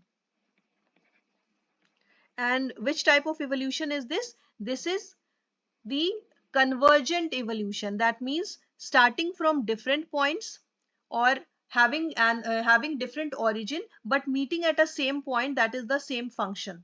Okay, so this is convergent evolution and they are known to be analogous. You must have heard about the analogous and homologous organs. Homologous organs have the same origin. they are anatomically same, whereas analogous organs are those which are anatomically different. So similarly, these two, sweet potato and potato, are anatomically different, but they are performing the same function. So this is analogy. Okay, these are analogous, and this type of evolution is known as convergent evolution. So option C will be the correct answer. Next question is from plant growth and development, and the question is, which one of the following phytohormones promotes nutrient mobilization which helps in the delay of leaf senescence in plants? Options are gibberellin, cytokinin, ethylene and abscisic acid. So the correct answer will be cytokinin. Okay, so this hormone cytokinin helps to overcome the apical dominance. It helps to overcome the apical dominance, and it promotes the nutrient mobilization which helps in the delay of leaf senescence in the plants. So option B will be the correct answer. Next question is, why can't insulin be given orally to diabetic patients? First option is because of structural variation. Second option, its bioavailability will be increased. Option C, human body will elicit strong immune response. And the last option is, it will be digested in gastrointestinal tract. So the correct answer will be the last one. Okay, because the insulin is proteinaceous in nature. Okay, it is a protein molecule, therefore it will be digested in the gastrointestinal tract. Okay, so to avoid this tract, it is directly injected into the body. So option D will be the correct answer. Next question is from the chapter biomolecules, and the question is, name the class of enzyme that usually catalyze the following reaction. So in this reaction, G is a group other than hydrogen, S is the substrate, and S hash is another substrate. Okay, so here you can see that there is a substrate that is bound with the group G. Okay, and then there is another substrate S hash. Now on the product side, you can see that the group G has transferred from one substrate into the another substrate. Okay, so the first substrate is isolated and the second substrate is now bound with the group G. Okay, so simply what is happening, there is a transfer of group G from one substrate to another substrate. So this reaction is catalyzed by the enzyme transferase. Okay, and this G has to be a group other than hydrogen. Okay, so option A, transferase, will be the correct answer. Next question is from biotechnology. Two statements are given here. The first statement says that the DNA fragments extracted from gel electrophoresis can be used in construction of recombinant DNA. So this is a correct statement. Okay, it is talking about the agarose gel electrophoresis, and this is a technique that is used to separate the DNA fragments on the basis of their size. Okay, it separates the DNA fragments on the basis of the size, and this is provided by the sieving effect of the agarose gel. Right, now the DNA fragments are then cut out from the agarose gel. They are separated from the gel piece, and then they are used in the construction of recombinant DNA by joining them with cloning vector. So this is definitely a correct statement. Now let's come to the second statement. It says that the smaller size DNA fragments are observed near the anode, while the larger fragments are found near the wells in agarose gel. So we know that the DNA is a negatively charged molecule, right? Negatively charged molecule. And we know that the negatively charged molecule will move towards which electrode? Positive electrode or negative electrode? It will move towards the positive electrode. Positively charged electrode. That is anode. Right? So the negative DNA fragments, negatively charged DNA fragments will move towards the positively charged electrode, that is anode. Right? So suppose here we have the wells. These are the wells. The DNA fragments start moving from here. This side we have the anode. So they will start moving towards the anode.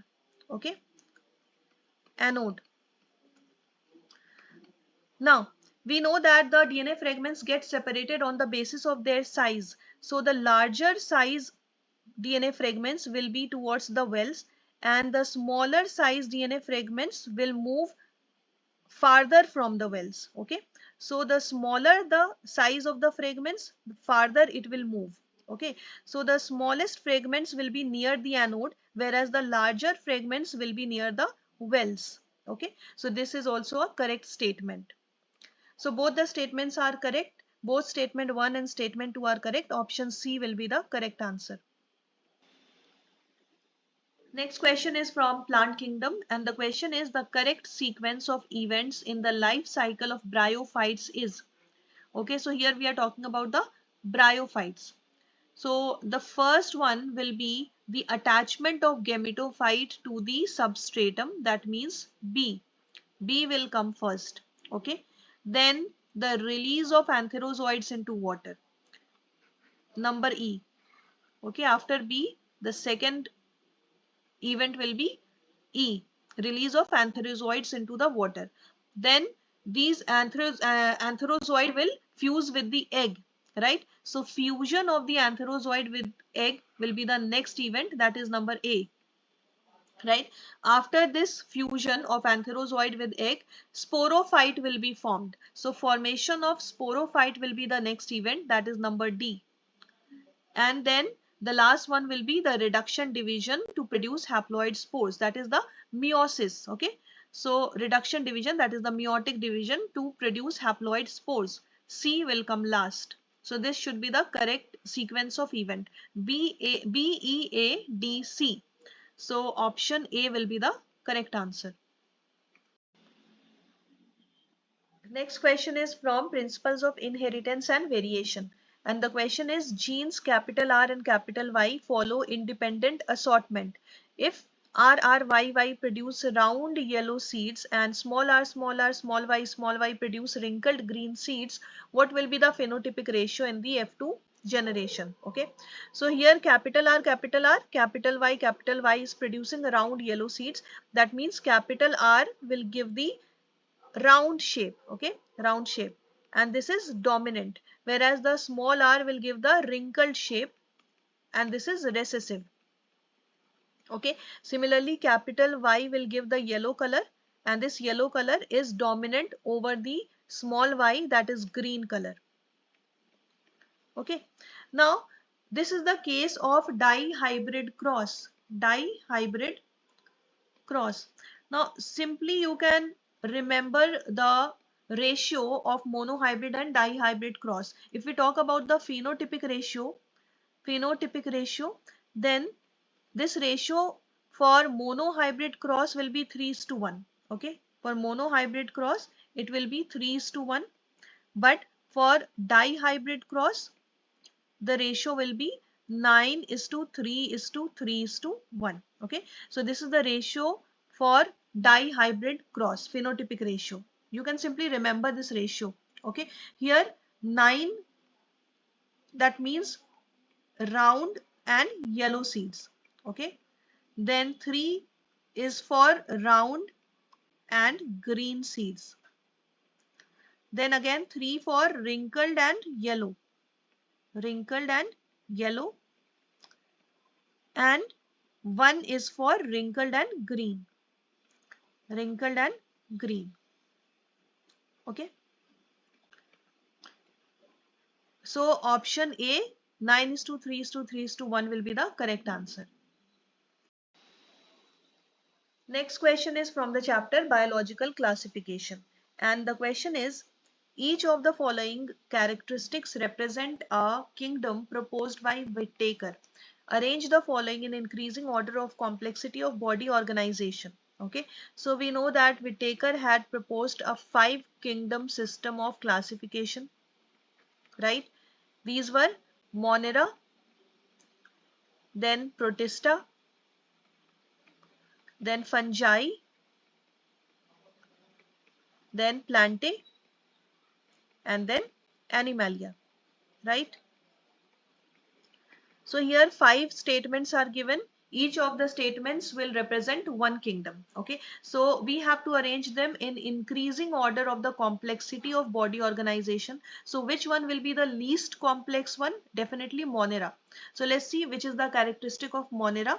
It is a prokaryote, right? So the third statement, prokaryotes with cell wall made of polysaccharides and amino acids. Yes, these are Monera and these are the least complex kingdom. So the first one will be number C. Then after Monera comes Protista.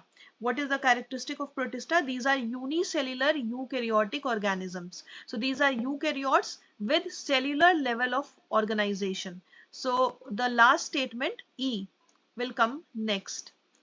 Then comes fungi. So fungi are multicellular heterotrophic organisms with cell wall made up of chitin. So the first statement is about the fungi. Okay, statement A is about fungi, multicellular heterotrophs with cell wall made of chitin. So after C and E will come A. Then the next is plantae. So which statement is about the plantae? So these are eukaryotic autotrophs, right? So eukaryotic and autotrophs, that means they can synthesize their own food and they have the tissue or organ level of body organization. So the next one will be D. And the last one is Animalia. Okay, so Animalia are heterotrophs with tissue, organ or organ system level of body organization. So it will be number B, heterotrophs with tissue or organ level or organ system level of body organization. So the B will be last. Okay, so CEADB will be the correct sequence. So according to this, option D, the last option, will be the correct answer. Next question is from the chapter Cell. Here we have to match list 1 with list 2. So the first one is centromere. What is centromere? It is a part of the chromosome that helps in the cell division. So A will be matched with number 2. Cell division. Okay. Second one is cilium. What is cilium? It is a locomotory structure in the cell. So cilium will be matched with cell movement because it helps in the movement of the cell.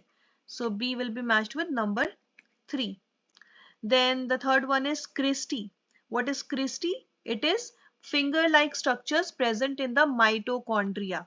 So C will be matched with number 1.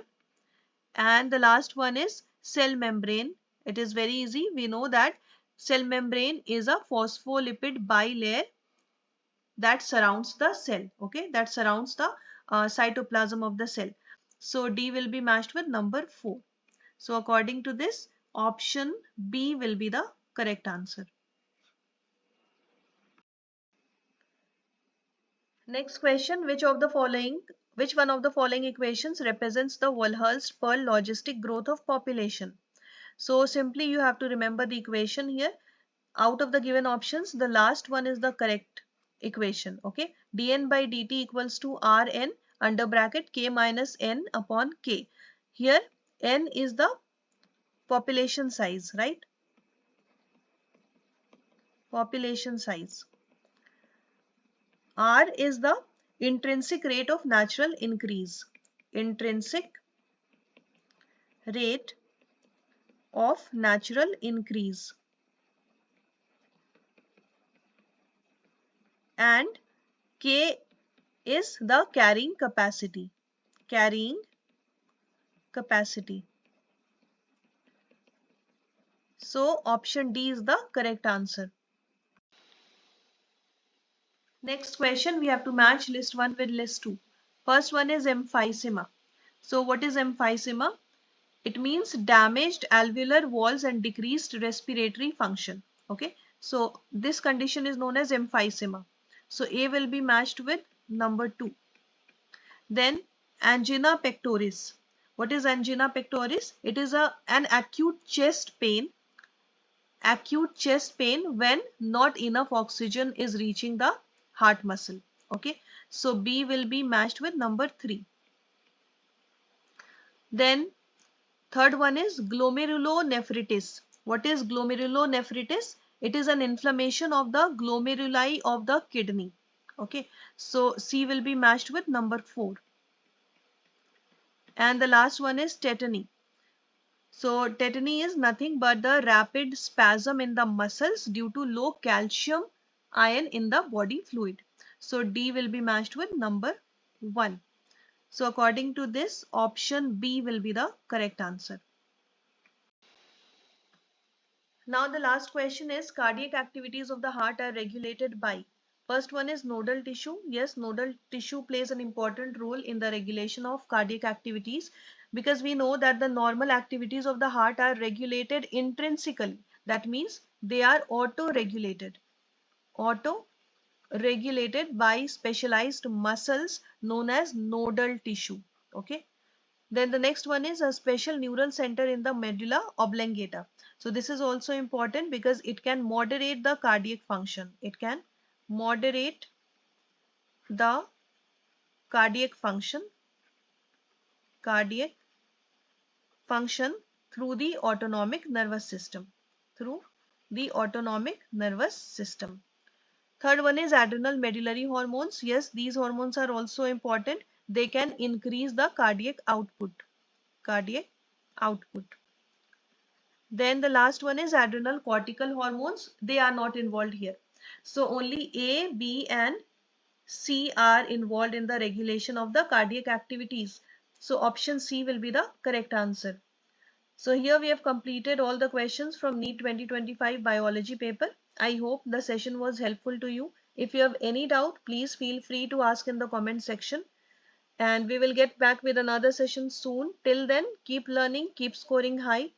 And for better understanding, I would suggest you to practice the same questions from our website www.examsnet.com. Thank you so much.